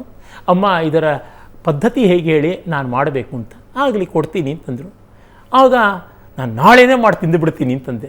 ನೀವು ನಾಳೆಯೇ ಇದನ್ನು ಮಾಡೋದಿದ್ರೆ ನಿಮಗೆ ಕೊಡೋಲ್ಲ ಅಂತಂದರು, ರೆಸಿಪಿ ಕೊಡೋಲ್ಲ ಅಂತ. ಯಾಕೆಂದರೆ ನಾವು ಇದನ್ನು ಮಾಡುವುದು ಕೇವಲ ಜನ್ಮಾಷ್ಟಮಿ ದಿವಸ. ಆ ಜನ್ಮಾಷ್ಟಮಿ ದಿವಸವೇ ಇದನ್ನು ಆಸ್ವಾದ ಮಾಡಬೇಕು ಅಂತ ವರ್ಷವೆಲ್ಲ ಇದರ ರುಚಿಯನ್ನು ನಾವು ಹೆಚ್ಚಿಸ್ಕೋತೀವಿ. ಹೀಗೆ ಸುಖಭೋಗ ಇದ್ದರೂ ನಾವು ಅದಕ್ಕೆ ಕಾಯೋದ್ರೊಳಗೊಂದು ಸ್ವಾರಸ್ಯ ಇದೆ. ನಿರೀಕ್ಷೆಯ ನೋಂಪಿಗಿಂ ಮಿಗಿಲ್ ಸೊಗಮೈಸೆ, ನಿರೀಕ್ಷೆಯ ನೋಂಪಿಗಿಂತ ಮಿಗಿಲಾದ ಸೊಗಸಿದೆಯಾ ಅಂತ ಕೇಳ್ತಾರೆ ಮಹಾಕವಿ. ಹೀಗೆ ನಮ್ಮ ಪರಂಪರೆ ಬೆಳೆದಿದೆ. ಅದಕ್ಕಾಗಿ ನನಗನ್ಸುತ್ತೆ ಇವುಗಳನ್ನ ನಾವು ಸರಿಯಾಗಿ ಅರ್ಥ ಮಾಡ್ಕೊಂಡಿಲ್ಲ, ಸರಿಯಾಗಿ ಆಚರಣೆ ಮಾಡ್ತಾ ಇಲ್ಲ. ಹೋಳಿಗೆ ಮನೆಯಿಂದ ಆರ್ಡರ್ ಮಾಡಿಬಿಡೋದು, ಹೋಳಿಗೆ ಪ್ಲಾಸ್ಟಿಕ್ ತೋರಣವನ್ನು ಕಟ್ಬಿಡೋದು, ಪ್ಲಾಸ್ಟಿಕ್ ರಂಗೋಲಿ ಮನೆ ಮುಂದೆ ಅಂಟಿಸ್ಬಿಡೋದು, ಮತ್ತು ಗಂಡ ಹೆಂಡತಿ ಮಕ್ಕಳು ಮರಿ ಅತ್ತೆ ಸೊಸೆ ಈ ಥರದ್ದು ಯಾವುದು ಸಾರಿ ಟಿ ವಿ ಕಾರ್ಯಕ್ರಮ ನೋಡ್ಬಿಡೋದು, ಇಲ್ಲ ಇನ್ಯಾವುದು ಪಬ್ಗೋ ಮಾಲ್ಗೋ ಹೋಗ್ಬಿಡೋದು, ಯುಗಾದಿ ಮುಗಿದೋಗ್ಬಿಡ್ತು ಅಂತ. ಇದರೊಳಗೆ ಏನಿದೆ ಸೊಗಸು? ನನ್ನ ಗುರುಗಳು ಶೇಷಣ್ಣ ಶ್ರೋತಿಗಳು ನನಗೆ ಸಾಮವೇದ ಪಾಠ ಮಾಡಿಕೊಟ್ಟವರು. ಅವ್ರು ಹೇಳ್ತಾ ಇದ್ರು, ನೋಡಿಪ್ಪ ಮಾರ್ಕೆಟಲ್ಲಿ ಒಳ್ಳೆ ಮಾವಿನ ತೋರಣವೇ ಸಿಗ್ಬೋದು, ಹಿಂಗೆ ಸಿಕ್ಕಿಸ್ಬಿಟ್ರೆ ಆಯಿತು. ಒಂದೊಂದು ಎಲೆಯನ್ನು ನೀವು ಮಡಚಿ ಹೊಲಿಯುವಾಗ ಇದು ಹಬ್ಬ ಹಬ್ಬ ಅನ್ನೋ ಭಾವ ಬರುತ್ತೆ. ನೀವು ಬಂದಂಗೆ ನೀವು ಹೋಳಿಗೆ ತಟ್ಟಿದ್ರೆ, ಒಬ್ಬಟ್ಟು ತಟ್ಟಿದ್ರೆ ಅಷ್ಟು ಹಬ್ಬದ ಭಾವ ಇರುತ್ತದೆ ಅಂತ. ಆ ಮಗ್ನತೆ ಮುಖ್ಯ. ಈಗ ಜಪ ಮಾಡಬೇಕು ಅಂತಂದರೆ ನನಗೆ ಜಪ ಮಾಡೋಕ್ಕಾಗಲ್ಲ ಅಂದರೆ ಮತ್ತೊಬ್ಬರನ್ನ ಜಪ ಮಾಡೋಕ್ಕೆ ಇಟ್ಬಿಟ್ಟು ನಾನು ದುಡ್ಡು ಕೊಟ್ಬಿಟ್ರೆ ದುಡ್ಡು ಸಂಪಾದಿಸುವಾಗ ನನ್ನ ಬುದ್ಧಿ ಹೇಗೆ ಇರ್ಬೋದು. ಜಪ ಮಾಡುವಾಗ ಒಂದು ಮಟ್ಟಕ್ಕಾದರೂ ತಜ್ಜಪಸ್ತಲ್ಲಯ ಸ್ಮೃತಃ ಅಂತ ಆ ಜಪ್ಯವಾದ ದೇವತಾ ತತ್ವದ ಬಗ್ಗೆ ಭಾವ ಇರುತ್ತಲ್ಲ. ನನ್ನ ಸ್ನೇಹಿತರಿಗೆ ನಾನೇ ಎಷ್ಟೋ ಸರ್ತಿ ಅಡುಗೆ ಮಾಡಿ ಹಾಕ್ತೀನಿ, ತಿಂಡಿ ಮಾಡಿ ಹಾಕ್ತೀನಿ, ಸ್ವೀಟ್ ಮಾಡಿ ಕೊಡ್ತೀನಿ. ಅಂಗಡಿಯಿಂದ ನಂಗೆ ತರೋಕ್ಕೇನು ಕಷ್ಟವಾ? ನಾನಿರೋದು ಬಸವನಗುಡಿಯಲ್ಲಿ, ನೆಗೆದು ಬಿದ್ದರೆ ಎಲ್ಲ ಕಡೆಯಲ್ಲೂ ಈಟ್ರೀಸ್ ಇರ್ತಕ್ಕಂಥದ್ದು, ಜಂಪ್ ಮಾಡಿದ್ರೆ ಸಾಕು, ಕೆಲಸರೆ ಸಾಕು. ನಾನು ಮಾಡೋದ್ರೊಳಗೊಂದು ಸಂತೋಷ ಇರ್ತದೆ. ಅವ್ರಿಗಾಗಿ ಮಾಡಿದ ಕಸ್ಟಮೈಸೇಷನ್. ಈ ಹಬ್ಬಗಳು ಎಲ್ಲ ಆ ರೀತಿ ಬಂದಿವೆ. ವ್ಯಕ್ತಿಗಳ ಮಧ್ಯೆ, ಕುಟುಂಬದ ಮಧ್ಯೆ, ಸಮಾಜ ಸಮುದಾಯಗಳ ಮಧ್ಯೆ ಪ್ರೀತಿ ವಿಶ್ವಾಸ ಇದೆ. ಯುಗಾದಿ ಮರುದಿವಸ ನಾವು ದ್ವಿತೀಯ ಅಂತ ಕರಿತೀವಿ. ಜೂಜಾಟ ಆಡ್ತೀವಿ, ಅವತ್ತು ಮಾತ್ರ ಆಡಬೇಕು, ಮತ್ತೆ ಯಾವತ್ತೂ ಅಲ್ಲ. ಕೆಲವು ಕಡೆ ಅದು ದೀಪಾವಳಿನಲ್ಲಿ ಮಾಡ್ತಾರೆ. ಅಂದರೆ ಏನರ್ಥ? ವ್ಯಸನಗಳನ್ನು ಯಾರು ಸಂಪೂರ್ಣ ನಾಶ ಮಾಡೋಕ್ಕಾಗಲ್ಲ, ನಿಯಂತ್ರಣ ಮಾಡಬಹುದು ಅಂತ. ಮಾನವನ ಸ್ವಭಾವ ದೌರ್ಬಲ್ಯ ಕಂಡುಕೊಂಡ ಋಷಿಗಳಲ್ವಾ ಅವರು. ಅವ್ರು ಎಷ್ಟು ಚೆನ್ನಾಗಿ ಅದಕ್ಕೊಂದು ಅವಕಾಶ ಇಟ್ಟಿದ್ದಾರೆ. ಪೋಲಿ ಮಾತುಗೊಂದು ದಿವಸ ಇಟ್ಟಿದ್ದಾರೆ ಸ್ವಾಮಿ, ಕಾಮನ ಹಬ್ಬ. ಅದು ನಮ್ಮ ದೊಡ್ಡ ಪರಂಪರೆ, ಭವ್ಯವಾದ ಪರಂಪರೆ. ಕಾಳಿಕಾ ಪುರಾಣದಲ್ಲಿ ಶಾಬರೋತ್ಸವ ಅಂತ ಬರ್ತದೆ. ಬಂಗಾಳದಲ್ಲಿ ಇವತ್ತಿಗೂ ಮಾಡ್ತಕ್ಕಂಥ ಯಾವ ಪೂಜಾ ಅಂತ ಇದೆ, ನವರಾತ್ರದಲ್ಲಿ ದುರ್ಗಾ ಪೂಜಾ, ಅದೆಲ್ಲ ಕಾಳಿಕಾ ಪುರಾಣದಲ್ಲಿರ್ತಕ್ಕಂಥದ್ದು. ಆ ಶಾಬರೋತ್ಸವದಲ್ಲಿ ಎಲ್ಲರೂ ಧಾರಾಳವಾಗಿ ಪೋಲಿ ಮಾತುಗಳಲ್ಲಿ ಬೈಕೊಂಡು ಹೋಗ್ಬೋದು ಅಂತಿದೆ ಆವತ್ತೊಂದು ದಿವಸ. ನೀವು ನನ್ನ ಚೈಲ್ಡ್ಹುಡ್ಡಿಗೆ ಕರ್ಕೊಂಡು ಹೋದ್ರಿ. ನಮ್ಮ ಊರಿನಲ್ಲಿ ಏನು ಕಾಮನ ಪದಗಳು ಅಂತ ಹಾಡ್ತಾರೆ. ಹೌದು. ಅಯ್ಯೋ ಕಿವಿಲಿ ತೀರ್ಥ ಬಿಟ್ಕೋಬೇಕು, ಕೇಳಿಸ್ಕೊಂಡ್ಬಿಟ್ರೆ ಹಂಗಿರ್ತವೆ. ಬಟ್ ಅವತ್ತು ಒಂದೇ ದಿವಸ ಒಂದು ಓಣಿಯ ಒಂದು ಮೂಲೆಯಲ್ಲಿ ನಿಂತ್ಕೊಂಡು ಒಬ್ಬ ಹಾಡ್ತಿರುವಾಗ ಇನ್ನೊಂದು ಓಣಿಯ ಇನ್ನೊಂದು ಮೂಲೆಯಲ್ಲಿ ನಿಂತ್ಕೊಂಡು ಇನ್ನೊಬ್ಬ ಅದಕ್ಕೆ ಉತ್ತರ ಕೊಡ್ತಾ ಇರ್ತಾನೆ. ಪದಗಳ ಮೂಲಕ, ಹಾಡುಗಳ ಮೂಲಕ ಉತ್ತರ ಕೊಡ್ತಾ ಇರ್ತಾನೆ. ಮನೆಗೊಂದು ಬಚ್ಚಲು ಮನೆ ಇಲ್ಲದೆ ಇದ್ರೆ ಮನೆಯೆಲ್ಲ ಬಚ್ಚಲು ಮನೆ ಆಗುತ್ತೆ. ಆ ದೃಷ್ಟಿಯಿಂದ ನಮ್ಮ ಪರಂಪರೆ ತುಂಬ ಭವ್ಯವಾದದ್ದು. ಅದಕ್ಕೆ ಈ ಕ್ಷುದ್ರವಾದ ವೈಜ್ಞಾನಿಕ ಸಮರ್ಥನೆ ಬೇಕಾಗಿಲ್ಲ. ಚೆನ್ನಾಗಿ ಅರ್ಥಪೂರ್ಣವಾಗಿ ಆಚರಣೆ ಮಾಡಿದ್ರೆ ಸಾಕು. ಉಲ್ಲಾಸ ನಮ್ಮ ಪರಂಪರೆಯ ಮಹಾ ಲಕ್ಷಣ. ಶತಾವಧಾನಿಗಳೇ, ನೀವು ಇಷ್ಟೋ ತನಕ ಏನು ಮಾತಾಡಿದ್ರಲ್ಲ ಅದೆಲ್ಲವೂ ವೈದಿಕ ಆಚರಣೆಗಳದು. ಈ ದೇಶದಲ್ಲಿ ಅವೈದಿಕ ಸಂಪ್ರದಾಯ ಅನ್ನೋದೊಂದಿತ್ತು, ಅಲ್ಲೂ ಹಬ್ಬ ಹರಿದಿನಗಳಿದ್ದು. ಈ ಒಟ್ಟಾರೆ ಡಿಬೇಟ್ನ ಹೆಂಗೆ ನೋಡ್ತೀರಿ ನೀವು? ವೈದಿಕ ಈ ಡಿಬೇಟೇ ಅಪ್ರಸ್ತುತ ಅಂತೀನಿ. ಯಾಕೆ? ವೈದಿಕ ಅವೈದಿಕ ಅಂತ ಇಲ್ಲವೇ ಇಲ್ಲ ನಮ್ಮ ಪರಂಪರೆಯಲ್ಲಿ. ವೈದಿಕದಷ್ಟು ಜಾನಪದ ಮತ್ಯಾವುದೂ ಇಲ್ಲ. ನೀವು ಯಾವ ಆಚರಣೆ ಲೋಕದಲ್ಲಿ ತೋರಿಸಿದ್ರು, ನಾನು ಸನಾತನ ಧರ್ಮದಲ್ಲಿ ವೈದಿಕದಲ್ಲಿ ಸಂಸ್ಕೃತದಲ್ಲಿ ಇರುವುದನ್ನು ತೋರಿಸ್ತೀನಿ. ಅದಕ್ಕೆ ಮೂಲ ಇನ್ನು ದೇಶ ಭಾಷೆಗಳಲ್ಲಿ ಅವುಗಳ ಡಾಕ್ಯುಮೆಂಟೇಷನ್ ಇಲ್ಲ, ಸಂಸ್ಕೃತದಲ್ಲಿದೆ, ಅದನ್ನು ನಾವು ನೋಡ್ಬೋದು. ಒಂದು ಉದಾಹರಣೆ ನಾನು ಹೇಳ್ತೀನಿ ನೋಡಿ. ಈಗ ನಮ್ಮ ಜಾನಪದ ಗೀತೆಗಳು ಅಂತಾರೆ, ಜಾನಪದ ವಾದ್ಯಗಳು ಅಂತಾರೆ. ಯಾವ ಕನ್ನಡ ಭಾಷೆಯ, ತೆಲುಗು ಭಾಷೆಯ, ತಮಿಳು ಭಾಷೆಯ ಗ್ರಂಥಗಳಲ್ಲಿ ಇವೆಲ್ಲ ದಾಖಲೆಗೊಂಡಿವೆ? ತೋರಿಸಿ. ಪ್ರಾಚೀನದಲ್ಲಿ ಯಾವುದೂ ಇಲ್ಲ. ಅರೆ ಸಂಸ್ಕೃತದಲ್ಲಿದೆ. ಈ ಕನ್ನಡ ನಾಡಿನ ಇದೇ ನೆಲದಲ್ಲಿ ಹುಟ್ಟಿದಂಥ 3ನೇ ಸೋಮೇಶ್ವರ, ಅವನು ಮಹಾಮಹಿಮನಾದಂಥ 6ನೇ ಚಾಲುಕ್ಯ ವಿಕ್ರಮಾದಿತ್ಯನ ಮಗ. ಅವನ ಮಗ ಜಗದೇಕಮಲ್ಲ, ಸೋಮೇಶ್ವರನ ಮಗ. ಇವರಿಬ್ಬರ ನಡುವೆ ತಂದೆ 50 ವರ್ಷಕ್ಕೂ ಹೆಚ್ಚು ಕಾಲ ರಾಜ್ಯ ಆಳಿದಾಗ ಮಗ ತಂದೆ ವಿರುದ್ಧ ಪಿತೂರಿ ಮಾಡಲಿಲ್ಲ ಸೋಮೇಶ್ವರ. ಅವನೊಂದು ವಿಶ್ವಕೋಶ ಬರೆದ. ರಾಜಮಾನಸೋಲ್ಲಾಸ ಅಥವಾ ಅಭಿಲಷಿತಾರ್ಥ ಚಿಂತಾಮಣಿ ಅಂತ. ಅಲ್ಲಿ ಎಲ್ಲ ಜಾನಪದ ಗೀತೆಗಳದ್ದು ಲಕ್ಷಣಗಳನ್ನು ವಿವೇಚನೆ ಕೊಟ್ಟಿದ್ದಾನೆ. ಅವನೊಬ್ಬ ಅಂತಲ್ಲ, ಸಂಗೀತ ಶಾಸ್ತ್ರದ ಎಷ್ಟೋ ಗ್ರಂಥಗಳಲ್ಲಿ ಅಲ್ಲಿ ಕಾಣಿಸುತ್ತೆ. ನೀವು ಕೋಳಿ ಅಂಕದ ಸ್ಪರ್ಧೆ ನೋಡಬೇಕಾ, ಮಾನಸೋಲ್ಲಾಸಕ್ಕೆ ಹೋಗಬೇಕು. ನೀವು ಆನೆಗಳ ಮೇಲೆ ಎಲಿಫೆಂಟ್ ಪೋಲೋ ಅಂತೀರಾ, ಅದು ಅಲ್ಲೇ ಇರತಕ್ಕಂಥದ್ದು. ಮೀನುಗಳನ್ನು ಬೆಳೆಸ್ತಕ್ಕಂಥದ್ದು, ಅಕ್ವೇರಿಯಂ ಮಾಡ್ತಕ್ಕಂಥದ್ದು ನೋಡಬೇಕಾ, ಅಲ್ಲೇ ಉಂಟು. ಮತ್ತು ಕೋಳಿ ಜಗಳ ಆದಮೇಲೆ ಗೆದ್ದ ಕೋಳಿಯನ್ನು ಆನೆ ಮೇಲೆ ಕೂಡಿಸಿ ಮೆರವಣಿಗೆ ಮಾಡುವಾಗ ಎಂಥ ತ್ರಿಪದಿ ಯಾವ ಜಾನಪದ ಗೀತ ಹಾಡಬೇಕು ಅದನ್ನು ಕೂಡ ಹೇಳಿದ್ದಾನೆ. ಈ ರೀತಿಯಾಗಿ ನೀವು ಯಾವುದನ್ನು ನೋಡಿ ಅವೆಲ್ಲ ಕೂಡ ಸನಾತನ ಧರ್ಮದಲ್ಲಿ ದಾಖಲೆಗೊಂಡಿವೆ. ಯಾವುದನ್ನು ಕೀಳು ಮಾಡಿಲ್ಲ. ಸ್ಪಷ್ಟವಾಗಿ ನಾನು ಹೇಳ್ತೀನಿ, ನನಗೆ ಅನೇಕ ದೇಶ ಭಾಷೆಗಳು ಬರ್ತವೆ. ಸಂಸ್ಕೃತ, ಪ್ರಾಕೃತ, ಪಾಲಿ ಎಲ್ಲ ಭಾಷೆ ಕಲ್ತಿದ್ದೀನಿ, ಮೂಲ ಗ್ರಂಥಗಳು ಓದಿದ್ದೀನಿ. ಆ ಧೈರ್ಯದಿಂದ ಹೇಳ್ತಾ ಇದ್ದೀನಿ. ಇದರೊಳಗೆ ಒಂದು ಸ್ವಲ್ಪವೂ ಸಂದೇಹವಿಲ್ಲ. ನೋಡಿ, ನಮ್ಮಲ್ಲಿ ಬೀಸೋ ಕಲ್ಲನ್ನು ಇಟ್ಟುಕೊಂಡು ಬೀಸೋ ಕಲ್ಲಿನಲ್ಲಿ ರಾಗಿ ಬೀಸುವಾಗ, ಜೋಳ ಬೀಸುವಾಗ ಬೀಸೋ ಕಲ್ಲಿನ ಮೇಲೆ ಪದಗಳನ್ನು ಹೇಳಿದ್ದಾರೆ. ಋಗ್ವೇದದಲ್ಲಿ ಸೋಮಲತೆಯನ್ನು ಜಜ್ಜುವಾಗ ಬಳಸ್ತಕ್ಕಂಥ ಕಲ್ಲುಗಳ ಮೇಲೆ ಮಂತ್ರಗಳು ಹೇಳಿದ್ದಾನೆ. ಬೀಸೋ ಕಲ್ಲಾಗಲಿ, ಒಂದು ಸೋಮವನ್ನು ಕುಡಿಯೋದಕ್ಕೆ ಬಳಸ್ತಕ್ಕಂಥ ಕಲ್ಲನ್ನಾಗಲಿ ಒಂದೇ ರೀತಿ ಕಂಡಿರತಕ್ಕಂಥದ್ದು ನಮಗೆ ಗೊತ್ತಾಗುತ್ತದೆ. ನೋಡಿ, ನಮ್ಮಲ್ಲಿ ಸೂರ್ಯನನ್ನ ಉರಿಯೋನು ಅವನಿಗೆ ಮೊದಲು ನಮಸ್ಕಾರ ಮಾಡಬೇಕು, 3 ನಮಸ್ಕಾರ ಮಾಡಬೇಕು ಅಂತ. ನಮ್ಮ ಹಳ್ಳಿಗಳಲ್ಲಿ ಅವ್ರ ಮನೆಗೆ ಹೋದರೆ ಒಂದು 3 ನೀರು ಗತಿ ಇಲ್ಲ ಅಂತಾರೆ. ಈಗೆಲ್ಲ ಬಿಟ್ಟು ಹೋಗಿರ್ಬೋದು, ಮೊದಲು ಅದಿತ್ತು. 3 ನೀರು ಗತಿ ಇಲ್ಲ ಅಂತ ತ್ರಿರಾಚಾಮೇತ್ ಅಂತ ವೇದದಲ್ಲಿ ಹೇಳುತ್ತೆ, ವೇದಾಂಗಗಳಲ್ಲಿ ಹೇಳುತ್ತೆ. 3 ಬಾರಿ ನೀರನ್ನು ಕುಡಿಯಬೇಕು ಅಂತ. ಅಲ್ಲಿಂದ ಮೊದಲುಗೊಂಡು ಕಾಣಿಸುತ್ತದೆ. ಪ್ರತಿಯೊಂದು ಹಬ್ಬಕ್ಕೂ ಅದೇ ರೀತಿಯಾದ ವಿಶೇಷ ಇದೆ, ಅದೇ ರೀತಿಯಾದ ದೇವತಾರಾಧನೆ ಇದೆ. ಇವತ್ತು ನೀವು ಉತ್ತರ ಕರ್ನಾಟಕದವರು ಎಲ್ಲಮ್ಮ ಅಂತೀರಿ. ಎಲ್ಲಮ್ಮ ಯಾರು? ವೇದದ ಅತಿಥಿ, ಇನ್ಯಾರೂ ಅಲ್ಲ. ಹೀಗಾಗಿ ಅತಿಥಿಯ ಆರಾಧನೆಯೇ ಅಲ್ಲಿಗೆ ಮೂಲವಾಗಿರತಕ್ಕಂಥದ್ದು. ಅದೇ ಥರ ಲಜ್ಜಾಗೌರಿಯ ಆರಾಧನೆ ಹಾಗೇ ಬಂದಿರತಕ್ಕಂಥದ್ದು ನೋಡ್ತೀವಿ. ಪ್ರತಿಯೊಂದು ಜಾನಪದ ಆರಾಧನೆಯು ವೇದ ಮೂಲದಲ್ಲಿ, ಪುರಾಣ ಮೂಲದಲ್ಲಿ, ಆಗಮ ಮೂಲದಲ್ಲಿ ಇರುವಂಥದ್ದನ್ನು ನಾವು ನೋಡ್ತೀವಿ. ಇವೆರಡನ್ನ ಬೇರೆಯಾಗಿ ಕಾಣುವಂಥದ್ದೇ ಅಲ್ಲ. ತುಂಬ ಬೇರೆಯಾಗಿ ಕಾಣಿಸುವ ಪ್ರಯತ್ನವನ್ನು ಮಾಡಿದವರು ಕ್ರಿಶ್ಚಿಯನ್ ಮಿಷನರಿಗಳು. ಅವರ ತಂತ್ರಕ್ಕೆ ನಮ್ಮ ಜನ ಬಲಿಯಾದರು. ಅಜ್ಞಾನದಿಂದಲೋ, ಅಹಂಕಾರದಿಂದಲೋ, ಸ್ವಾರ್ಥದಿಂದಲೋ ಬಲಿಯಾದರು. ಆದರೆ ಇವುಗಳಲ್ಲೆಲ್ಲ ಕೂಡ ಸಾಮ್ಯವನ್ನು, ಸಾಮರಸ್ಯವನ್ನು ನಾವು ಕಾಣ್ತೀವಿ. ಅದನ್ನು ನಾವು ನೋಡ್ತೀವಿ. ಒಂದು ಯಜ್ಞ ಅಂತ ಮಾಡಿದಾಗ ಎಲ್ಲ ಸಮುದಾಯದವರು ಬರ್ತಾರೆ, ಎಲ್ಲರೂ ಬರ್ತಾರೆ. ಅಲ್ಲಿ ಮಡಿ ಇಲ್ಲ, ಎಂಜಲಿಲ್ಲ ಸ್ವಾಮಿ. ಇಡಾ ಭಕ್ಷಣ, ಜುಹು ಭಕ್ಷಣ ಅಂತೆಲ್ಲ ಮಾಡ್ತಾರೆ. ಪ್ರತಿಯೊಬ್ಬರು ಆ ಕಪ್ಪನ್ನು ತಗೊಂಡು ಕುಡಿತಾರೆ. ಅಂದರೆ ಮಡಿಯಾದ ಋತ್ವಿಜರು ಎಂಜಲಿನ ಭೇದ ಮಾಡೋದಿಲ್ಲ. ಅಲ್ಲಿ ಜಗನ್ನಾಥ ಕ್ಷೇತ್ರದಲ್ಲಿ ಜಗನ್ನಾಥ ಸ್ವಾಮಿಗೆ ತುಂಬ ಪ್ರೀತಿಪಾತ್ರ ಆದವರು ಅಲ್ಲಿರ್ತಕ್ಕಂಥ ಆದಿವಾಸಿಗಳು, ಶಬರರು. ಅವ್ರನ್ನ ಸವರ ಅಂತ ಕರೀತಾರೆ. ಶಬರ ಶಬ್ದದಿಂದ ಬಂದದ್ದು ಸವರ. ಅವರು ದೇವರ ಪರಮ ಭಕ್ತರಾದಂಥ ಅರ್ಚಕರು, ಭಗವಂತ ಅವ್ರ ಮನೆಯಳಿಯ ಅಂತ. ಹಾಗಾಗಿ ಅವರು ತಮ್ಮ ಎಂಜಲನ್ನು ದೇವರಿಗೆ ತಿನ್ನಿಸ್ತಾರೆ. ನವಕಳೇಬರೋತ್ಸವ ಅಂತ ಆಗುತ್ತದೆ 12 ವರ್ಷಕ್ಕೊಮ್ಮೆ. ಅಧಿಕ ಮಾಸ ಆಷಾಢದಲ್ಲಿ ಬಂದಾಗ, 2 ಪೂರ್ಣಿಮೆ ಬಂದಾಗ ಮಾಡ್ತಾರೆ. ಆಗ ದೇವರ ವಿಗ್ರಹ, ಮರದ ವಿಗ್ರಹ, ದಾರು ಬ್ರಹ್ಮ ಅಂತ ಕರೀತಾರೆ. ಉತ್ಸವ ವಿಗ್ರಹ ಬೇರೆ ಅಲ್ಲ, ಮೂಲ ವಿಗ್ರಹ ಬೇರೆ ಅಲ್ಲ. ಅದಕ್ಕೇನೆ ಚರಂತಿ ಪ್ರತಿಮಾ ಅಂತಲೂ ಅದನ್ನು ಹೇಳ್ತಾರೆ. ಜಗನ್ನಾಥ ಸ್ವಾಮಿಯನ್ನು ರಥಯಾತ್ರೆ ಎಲ್ಲ ಮಾಡಿಸ್ತಾರೆ. ಆಮೇಲೆ 12 ವರ್ಷ ಆದಮೇಲಿಂದ ಆ ವಿಗ್ರಹವನ್ನು ಹಳೆಯದನ್ನು ತೆಗೆದುಬಿಟ್ಟು ಹೊಸದನ್ನು ಇಡ್ತಾರೆ. ಆಗ ಹಳೆಯದನ್ನು ದಹನ ಮಾಡ್ತಾರೆ. ದೇವರಿಗೆ ಅಂತ್ಯಕ್ರಿಯೆ ಮಾಡುವಂಥ ಪರಂಪರೆ ನಮ್ಮದು. ಹೇಗೆ ಕೃಷ್ಣ ಹುಟ್ಟದ, ರಾಮ ಹುಟ್ಟದ ಅಂತ ತೊಟ್ಲಲ್ಲಿ ಹಾಕ್ತೀವೋ, ಜಗನ್ನಾಥನಿಗೆ ಅಂತ್ಯಕ್ರಿಯೆ ಮಾಡ್ತಾರೆ. ಆಗ ಅವರು ತಮಗೆ ಮೈಲಿಗೆ ಬಂತು ಸೂತಕ ಇರ್ತಾರೆ ಸವರರು. ಈ ಮಟ್ಟದ್ದು. ಅಂದರೆ ಶಬರರು ಯಾರು ಇವತ್ತು ಹೇಳಬೇಕು ಅಂದರೆ ಶೆಡ್ಯೂಲ್ ಟ್ರೈಬ್ ಅಂತ ಅನ್ನಬೇಕು ನಮ್ಮ ಸಂವಿಧಾನದ ಪರಿಭಾಷೆಯಲ್ಲಿ. ಅವರು ಜಗನ್ನಾಥನಿಗೆ ಪರಮಭಕ್ತರಾದಂಥವರು. ಆ ದೇವಸ್ಥಾನದಲ್ಲಿ ವೇದೋಕ್ತವಾದ ಪೂಜೆ ಎಲ್ಲ ನಡೀತಕ್ಕಂಥ ಜಾಗದಲ್ಲಿ ಅವರು ಅರ್ಚಕರಾಗಿದ್ದಾರೆ. ಈ ಥರದ್ದುಂಟು. ಈ ರೀತಿಯಾದ ಸಾಮರಸ್ಯ ತುಂಬ ಕಾಣಿಸುತ್ತದೆ. ಅದರಿಂದ ಇದನ್ನು ಮತ್ತೆ ಗಂಭೀರವಾಗಿ ಪುನರ್ವಿಮರ್ಶನೆ ಮಾಡದೇ ಇದ್ದರೆ ನಮ್ಮ ದೇಶದ, ನಮ್ಮ ಜನರ ಶಾಂತಿ, ಸಮಾಧಾನ, ಸಮೃದ್ಧಿ ಸಾಧ್ಯವಿಲ್ಲ ಅಂತ ಅನಿಸುತ್ತೆ. ಇನ್ನೊಂದು ವರ್ಗ ಕೂಡ ಇದೆ. ಸರಿನಾ ತಪ್ಪ ನೀವು ಹೇಳೋದು?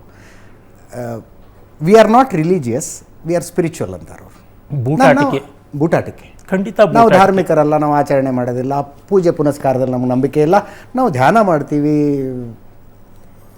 ಎಲ್ಲವೂ ಧ್ಯಾನ, ಎಲ್ಲವೂ ಪೂಜೆ.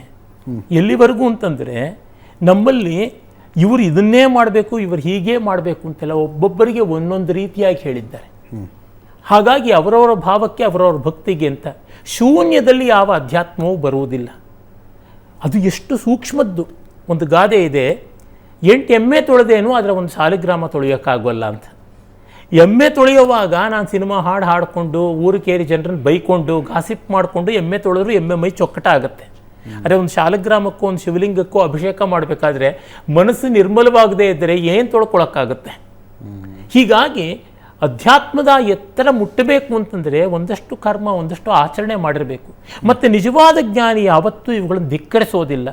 ಇದು ಏನಾಗಿದೆ ಅಂದರೆ ನನಗೆ ಜ್ಞಾಪಕ ಬರುತ್ತೆ, ಒಮ್ಮೆ ಚಿನ್ಮಯ ಮಿಷನ್ನಿನ ಒಬ್ಬ ಸ್ವಾಮಿನಿ ಆಕೆ ಅವರು ಹೇಳಿದರು, ನಾನು ಅವ್ರ ಮಾತನ್ನೇ ಉದ್ಧರಿಸ್ತಾ ಇದ್ದೀನಿ. ಇಂಗ್ಲೆಂಡ್ನಲ್ಲಿ ಒಮ್ಮೆ ಸನಾತನ ಧರ್ಮೀಯರು ಎಲ್ಲ ಸೇರಿರುವಂಥ ಜಾಗದಲ್ಲಿ ನೀವು ಮುಂದಿನ ಜನ್ಮ ಅಂತ ಅನ್ನೋದನ್ನು ಒಪ್ಕೊಂಡ್ರೆ ಮುಂದಿನ ಜನ್ಮದಲ್ಲಿ ಏನಾಗಿ ಹುಟ್ಟೋಕ್ಕೆ ಇಷ್ಟಪಡ್ತೀರಾ, ಕ್ರೈಸ್ತನಾಗ್ಯಾ, ಮುಸ್ಲಿಮ್ ಆಗ್ಯಾ, ಹಿಂದುವಾಗ್ಯಾ, ಮತ್ತೊಬ್ಬರಾಗ್ಯಾ ಅಂತಂದರೆ ಎಲ್ಲರೂ ನಾವು ಹಿಂದುವಾಗಿ ಹುಟ್ಟಬೇಕು ಅಂತ ಅನ್ನತ್ತೆ.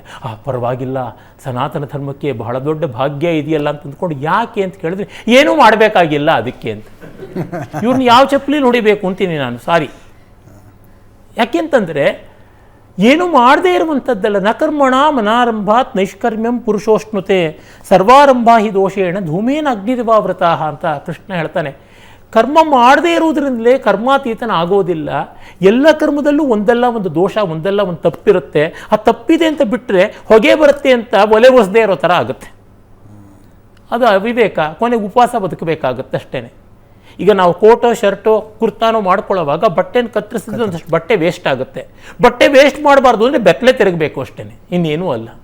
ಹೀಗಾಗಿ ಸನಾತನ ಧರ್ಮದಲ್ಲಿ ಯಾರೇ ಆಗಲಿ ಒಂದಿಷ್ಟು ಕರ್ಮಗಳನ್ನು ಸಮಾಜದ ಹಿತಕ್ಕಾಗಿ, ಆತ್ಮೋದ್ಧಾರಕ್ಕಾಗಿ ಕೂಡ ಮಾಡಬೇಕು.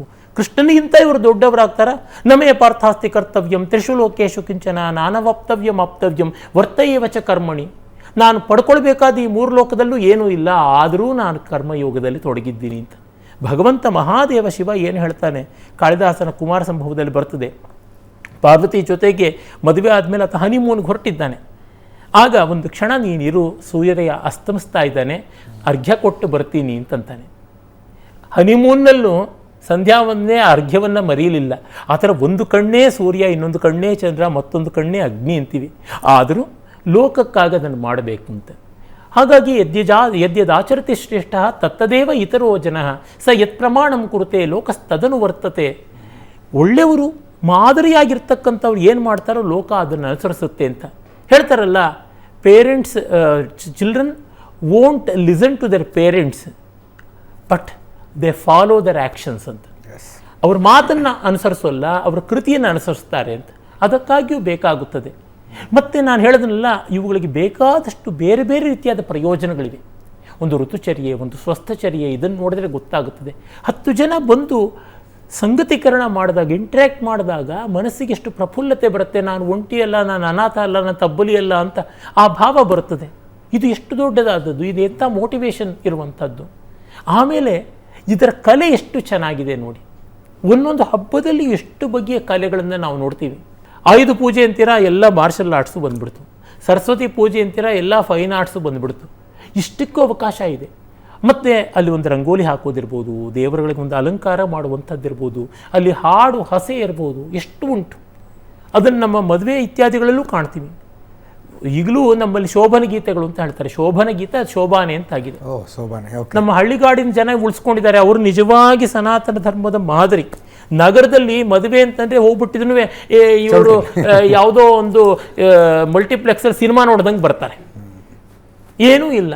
ಕೊನೆಗೆ ನೋಡ್ತಕ್ಕಂಥದ್ದು ಯಾವುದು, ಕ್ಯಾಮ್ರಾಮನ್ಗಳ ಮತ್ತು ವಿಡಿಯೋಗ್ರಾಫರ್ಗಳ ಪೃಷ್ಠಗಳನ್ನಷ್ಟೇ, ಇನ್ನೇನೂ ಅಲ್ಲ ಅಲ್ಲಿ. ಇಂಥದ್ದಾಗಿದೆ. ವಾಸ್ತವ ನೋಡಿದ್ರೆ ಪಾರ್ಟಿಸಿಪೇಟ್ರಿ ಆಗಿರಬೇಕು, ಅಲ್ಲಿ ಭಾಗವಹಿಸುವಿಕೆ ಬೇಕು. ಅಲ್ಲಿ ಹಾಡುಗಳು, ಒಂದೊಂದು ಮಂತ್ರಕ್ಕೂ ಒಂದೊಂದು ಹಾಡಿದೆ. ಅವೆಲ್ಲ ಸಂಪಾದಿತವಾಗಿರುವಂಥದ್ದು ನಾವು ನೋಡ್ತೀವಿ. ಅದನ್ನು ನೋಡಿದಾಗ ನಮಗೆ ಗೊತ್ತಾಗುತ್ತದೆ, ನಮ್ಮ ಅಹಂಕಾರ ಖಂಡನೆಯಾಗಿ ಆತ್ಮವಿಸ್ತಾರ ಆಗುತ್ತದೆ. ಅದು ಬಹಳ ದೊಡ್ಡದಲ್ವ. ನಾನು ದೊಡ್ಡ ಸಂಗತಿ ಎನ್ನುವ ಅಹಂಕಾರವನ್ನು ಬಿಡುವುದು ಮನುಷ್ಯನಿಗೆ ಕಷ್ಟ. ಅದನ್ನು ಬಿಡುವಂತೆ ಮಾಡುವುದಕ್ಕಿರುವ ಆಚರಣೆಗಳಿಂದಲೇ ಚಿತ್ತಶುದ್ಧಿ. One book, one god, one prophet ಸನಾತನ ಧರ್ಮದ ರೀತಿ ಅಲ್ಲ. ಗಣಪತಿಯನ್ನು ಮಾಡಿದ್ಲಂತೆ. ನಾವು ಲಕ್ಷ್ಮೀ ಪೂಜೆ ಮಾಡ್ತೀವಿ, ಇಲ್ಲಿ ದಾರಿದ್ರ್ಯ ಇದೆ. ಅಮೆರಿಕದಲ್ಲಿ ಲಕ್ಷ್ಮೀ ಪೂಜೆ ಇಲ್ಲ, ಅವರು ಶ್ರೀಮಂತರಾಗಿದ್ದಾರೆ. ಒಂದೊಂದು ಡಾಲರ್ ಮೇಲೂ ಇನ್ ಗಾಡ್ ವಿ ಟ್ರಸ್ಟ್ ಅಂತ ಹಾಕಿದ್ದಾರೆ. ನಮ್ಮ ನೋಟ್ ಮೇಲೆ ಹಾಕೋ ಧೈರ್ಯ ಇದೆಯಾ ಇವರಿಗೆ? ಮತ್ತೆ ಅವ್ರು ಮಾಡ್ತಾರೆ, ನಾವು ಮಾಡ್ತಾರೆ ಅಲ್ಲ. ನಮ್ಮಂತೆ ಅವರಿಲ್ಲ, ಅವರಂತೆ ನಾವಿಲ್ಲ ಅಲ್ಲ. ಈ ಆಚರಣೆಗಳ ಪ್ರಯೋಜನ ಏನು ಅಂತ ನಾನು ಇಷ್ಟವರೆಗೂ ಹೇಳಿದ್ದು ಅದೇ ತಾನೇ ಪ್ರಯೋಜನ. ಇದು ಬೇಡ ಅಂತಂದರೆ ಅವರು ಹಾಗೇ ಇರ್ಬೋದು. ಪ್ರಯೋಜನಾತೀತರ ಇರಬಹುದು. ಯಾರನ್ನೇನು ಬಲವಂತವಾಗಿ ಮಾಡೋಕ್ಕಾಗಲ್ಲ. ಊಟ ಮಾಡಪ್ಪ, ನೀರು ಕುಡಿಯಪ್ಪ, ಸ್ನಾನ ಮಾಡಪ್ಪ, ವಿಶ್ರಾಂತಿ ತಗೊಳಪ್ಪ, ವ್ಯಾಯಾಮ ಮಾಡು ಅಂತಂದರೆ ಇದರಿಂದ ಏನಾಗಬೇಕು ಅಂದರೆ ಕೊಳತು ಕೂತ್ಕೊ ಅಂತ ಅನ್ಬೇಕು ಅಷ್ಟೇ, ಇನ್ನೇನು ಅನ್ಬೇಕಾಗಿಲ್ಲ. ಯಾಕೆಂದರೆ ಯಸ್ಯ ಪ್ರಮಾಣಂ ನ ಭವೇತ್ ಪ್ರಮಾಣಂ ಕಸ್ತಸ್ಯ ಕುರ್ಯಾತ್ ವಚನಂ ಪ್ರಮಾಣಂ ಅಂತ. ಮತ್ತು ಸಂಕೇತ ಸ್ವಾರಸ್ಯ ಉಂಟು. ಈಗ ನೋಡಿ, ಪಾರ್ವತಿ ತನ್ನ ಮೈ ಕೊಳೆಯಿಂದ ಗಣಪತಿಯನ್ನು ಮಾಡಿದ್ಲು ಅಂತ. ಪಾರ್ವತಿ ಅಂದರೆ ಏನು? ಪರಾ ಪ್ರಕೃತಿ ಅಂತ. ಪ್ರಕೃತಿ ಅಂದರೆ ಕಾಣುವ ಜಗತ್ತು ಅಂತ.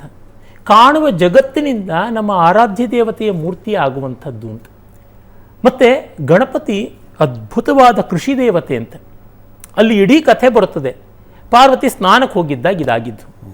ಭೂಮಿಗೆ ಸ್ನಾನ ಆಗೋದು ಯಾವಾಗ? ಮಳೆಗಾಲದಲ್ಲಿ. ಆ ಮಳೆಗಾಲದಲ್ಲಿ ಭೂಮಿ ಸ್ನಾನ ಮಾಡುವಾಗ ಬೆಳೆ ಫಸಲು ಏಳುತ್ತದೆ, ಅದೇ ಗಣಪತಿ. ನೀವು ನಮ್ಮ ದಕ್ಷಿಣ ಕನ್ನಡಕ್ಕೆ ಬಂದರೆ ಆಟಿ ಕಳಂಜ ಅಂತ ಉತ್ಸವ ಮಾಡ್ತಾರೆ ಈ ಆಷಾಢ ಮಾಸದಲ್ಲಿ. ಆಟಿ ಅಂತಂದರೆ ಆಷಾಢ ಮಾಸ, ಸೋಣಂ ಅಂದರೆ ಶ್ರಾವಣ ಮಾಸ. ಅಲ್ಲಿ ಮಳೆಗಾಲದಲ್ಲೆಲ್ಲ ಗಣಪತಿ ವೇಷ ಹಾಕ್ಕೊಂಡು ಬರ್ತಾರೆ. ಬೆಳೆ ಏಳುತ್ತದೆ, ಬೆಳೆ ಆಮೇಲೆ ಕುಯ್ಲಾಗುತ್ತದೆ. ಆ ಕುಯ್ಲೇ ಗಣಪತಿ ಶಿರಶ್ಛೇದನ. ಗಣಪತಿಯನ್ನು ನಾವು ಹೇಗೆ ಆರಾಧನೆ ಮಾಡ್ತೀವಿ? ಶೂರ್ಪಕರ್ಣ, ಏಕದಂತ ಅಂತೀವಿ. ಶೂರ್ಪಕರ್ಣ ಯಾವುದು? ಎರಡು ಮೊರಗಳು. ಎರಡು ಮೊರಗಳಿಂದಲೇ ನಾವು ಕಾಳು ಮತ್ತು ಜಳ್ಳು ಅದನ್ನು ಬೇರ್ಪಡಿಸ್ತಕ್ಕಂಥದ್ದು. ಕೃಷಿಗೆ ಬೇಕಾಗಿರ್ತಕ್ಕಂಥದ್ದು ಮೊದಲು ನೇಗಿಲು, ಅದು ಏಕದಂತನಾಗಿರ್ತಕ್ಕಂಥದ್ದು. ಎಲ್ಲಿ ಈ ಕೃಷಿ ಕರ್ಮ ನಡೆಯುತ್ತೋ ಅಲ್ಲಿ ಇಲಿ ಇದ್ದೇ ಇರುತ್ತೆ, ಅದು ಆಕುವಾಹನ ಆಗಿರ್ತಕ್ಕಂಥದ್ದು.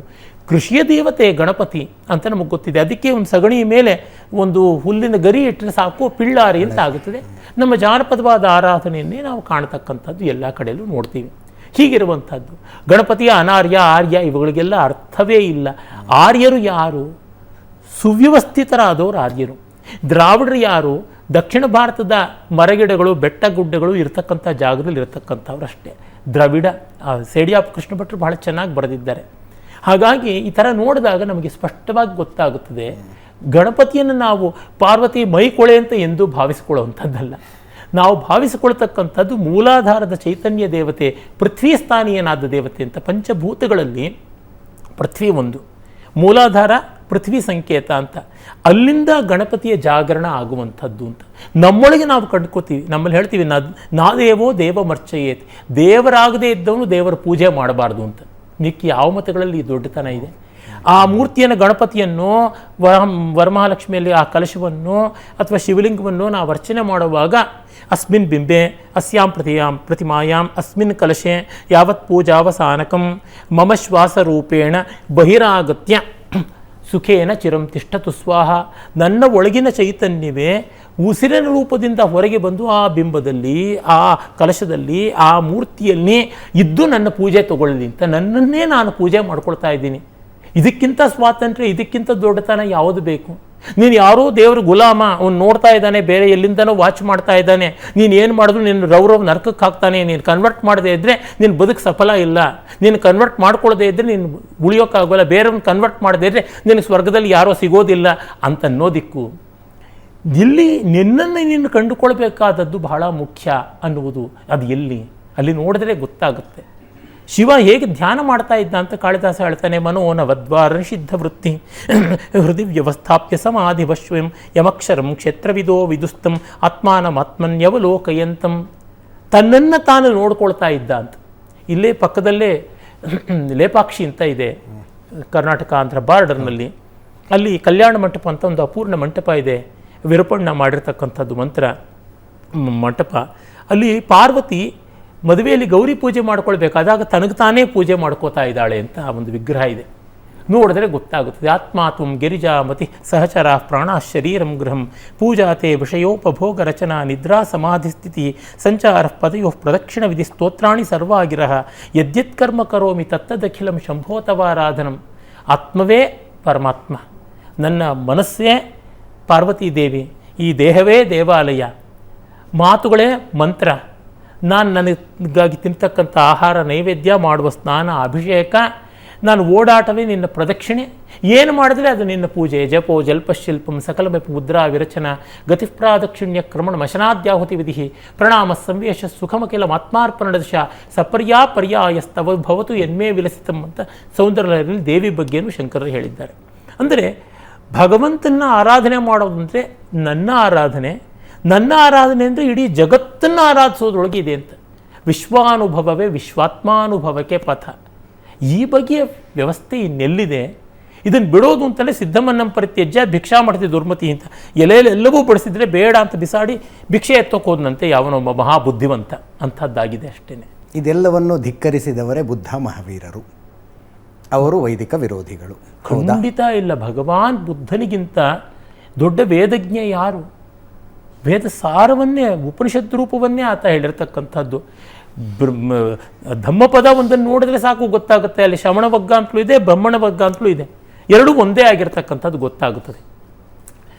ಬುದ್ಧ ಆಗಲಿ, ಮಹಾವೀರ ಆಗಲಿ, ಬಸವಣ್ಣನವರಾಗಲಿ, ಯಾರಾಗಲಿ ಸನಾತನ ಧರ್ಮದ ಒಳಗಿರ್ತಕ್ಕಂಥ ಓರೆಕೋರೆಗಳನ್ನು ಸಣ್ಣ ಪುಟ್ಟದನ್ನು ತಿದ್ದಿ ಅದನ್ನು ವ್ಯವಸ್ಥಾಪನೆ ಮಾಡಿಕೊಟ್ಟವರಷ್ಟೇ ಹೊರತುನುವೆ ಅವ್ರು ಯಾರೂ ಇದಕ್ಕೆ ವಿರೋಧಿಗಳಲ್ಲ, ಇದನ್ನು ಧಿಕ್ಕರಿಸಿದವರು ಅಲ್ಲ. ಟೆಂಪರ್ಮೆಂಟಲ್ ಡಿಫರೆನ್ಸಸ್ ಆ ಥರದ್ದು 1000 ಇರುತ್ತದೆ. 10 ವರ್ಷದ ಕೆಳಗಿದ್ದ ನನ್ನ ಮನಸ್ಸು, ನನ್ನ ಮನೋಧರ್ಮ, ನನ್ನ ಭಾಷೆ ಇವತ್ತು ಇಲ್ಲ, ನಾಳೆ ಇನ್ಯಾವುದಾಗುತ್ತೋ ಗೊತ್ತಿಲ್ಲ. ಹಾಗೆ ಇರತಕ್ಕಂಥದ್ದು ಇಷ್ಟು ಸಹಸ್ರಮಾನಗಳಿಂದ ಬಂದಂಥ ಪರಂಪರೆಯಲ್ಲಿ ಅವರೆಲ್ಲ ತಿದ್ದುಪಡಿಗಳನ್ನು ಮಾಡಿಕೊಟ್ಟವರು. ಸಂವಿಧಾನದ ತಿದ್ದುಪಡಿ ಅಂತಂದರೆ ಸಂವಿಧಾನಕರ್ತನಿಗೆ ಮಾಡಿದ ಅಪಚಾರ ಅಂತಲ ಅರ್ಥ. ಇಷ್ಟು ಮಾಡಿದಾರಲ್ಲ, ಏನೋ ಒಳ್ಳೆಯದು ಪರಿಷ್ಕರಣ ಮಾಡುವಂಥ ದೃಷ್ಟಿ ಅಂತ ಮಾಡಿದ್ದಾರಲ್ಲ. ಹಿರಿಯರು ಕಟ್ಟಿದ ಮನೆಯ ಮುರಿಯದ ವಿಸ್ತರಿಪರಲ್ತೆ ತತ್ಕುಲ ಜಾತನ್. ಅಪ್ಪ ಕಟ್ಟಿರೋದು, ತಾತ ಕಟ್ಟಿರೋದು ಮನೆಗೆ ಕಾಲ ಸುಣ್ಣ ಬಣ್ಣ ಮಾಡ್ತಾರೆ. ಆಗೆಲ್ಲ ಟಿ ವಿ ಇರಲಿಲ್ಲ, ಟಿ ವಿ ನೋಡೋಕ್ಕೊಂದು ಜಾಗ ಅಂತ ಮಾಡ್ತಾರೆ. ಆಗೆಲ್ಲ ಕಮೋಡ್ ಇರಲಿಲ್ಲ, ಈ ಕಮೋಡ್ ತಂದು ಇಡ್ತಾರೆ. ಆಗೆಲ್ಲ ಬಾತ್-ಟಬ್ ಇರಲಿಲ್ಲ, ಈಗೆಲ್ಲ ಮಾಡ್ತಾರೆ. ಹಾಗೆ ಮನೆ ಹಾಳು ಮಾಡಿದ್ರು ಅಂತಲ ಅರ್ಥ. ಪರಿಷ್ಕರಣ ಮಾಡಿದ ಸನಾತನ ಧರ್ಮ ಅದನ್ನಷ್ಟು ಒಪ್ಕೊಂಡಿದೆ. ಸ್ವರೂಪದಲ್ಲಿ ಅದು ಅಖಂಡವಾಗಿ ಸಚ್ಚಿದಾನಂದ ಘನ, ರೂಪದಲ್ಲಿ ವ್ಯತ್ಯಾಸ ಆಗ್ತಾನೇ ಇರುತ್ತೆ. ನಾನು ಎಷ್ಟು ವಯಸ್ಸಾದರೂ ನನ್ನ ಬ್ಲಡ್ ಗ್ರೂಪ್ ಬದಲಾಗೋದಿಲ್ಲ. ಆದರೆ ದೇಹಕ್ಕೆ ಮುಪ್ಪು ಬರುತ್ತದೆ, ಶಕ್ತಿ ಕಡಿಮೆ ಆಗುತ್ತದೆ, ತಲೆ ಕೂದಲು ಉದುರುತ್ತೆ, ಎಲ್ಲ ಉಂಟಲ್ವಾ? ಅದರಿಂದ ನಾನೇ ಅಲ್ಲ ಅಂತ ಹೇಳೋಕ್ಕಾಗತ್ಯಾ? ಈ ಪರಿಷ್ಕರಣಗಳು ಬಹಿರಂಗದ್ದು. ಅದನ್ನು ಕರ್ತೃತಂತ್ರ ಅಂದುಬಿಟ್ರು ಶಂಕರರು.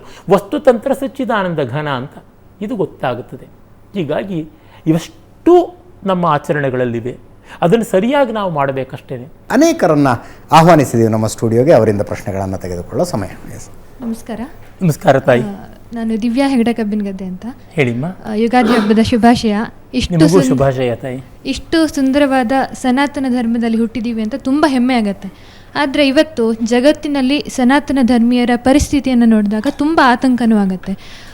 ಪಾಕಿಸ್ತಾನದಲ್ಲಿರ್ಬೋದು, ಬಾಂಗ್ಲಾದಲ್ಲಿರ್ಬೋದು, ನಿತ್ಯ ಹಿಂದೂಗಳ ಮೇಲೆ ದೌರ್ಜನ್ಯವನ್ನು ನೋಡ್ತಾ ಇದ್ದೀವಿ.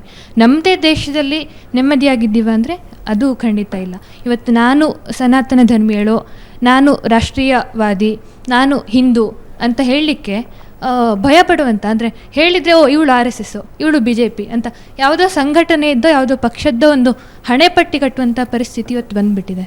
ಯುಗಾದಿಯ ಈ ಸಂದರ್ಭದಲ್ಲಿ ಸನಾತನ ಧರ್ಮೀಯರು ಸಂಕಷ್ಟದಲ್ಲಿದ್ದಾರೆ ಅಂತ ದುಃಖ ಪಡಬೇಕು, ಇಲ್ಲ ಧರ್ಮ ಅವಿನಾಶಿ, ಲಕ್ಷಾಂತರ ವರ್ಷದಿಂದ ಸನಾತನ ಧರ್ಮ ನಾಶ ಆಗದೆ ಉಳಿದು ಬಂದಿದೆ ಅಂತ ಸಮಾಧಾನ ಪಡಬೇಕು? ದಯವಿಟ್ಟು ತಿಳಿಸ್ಕೊಂಡು. ಬಹಳ ಒಳ್ಳೆಯ ಗಂಭೀರವಾದ ಪ್ರಶ್ನೆ.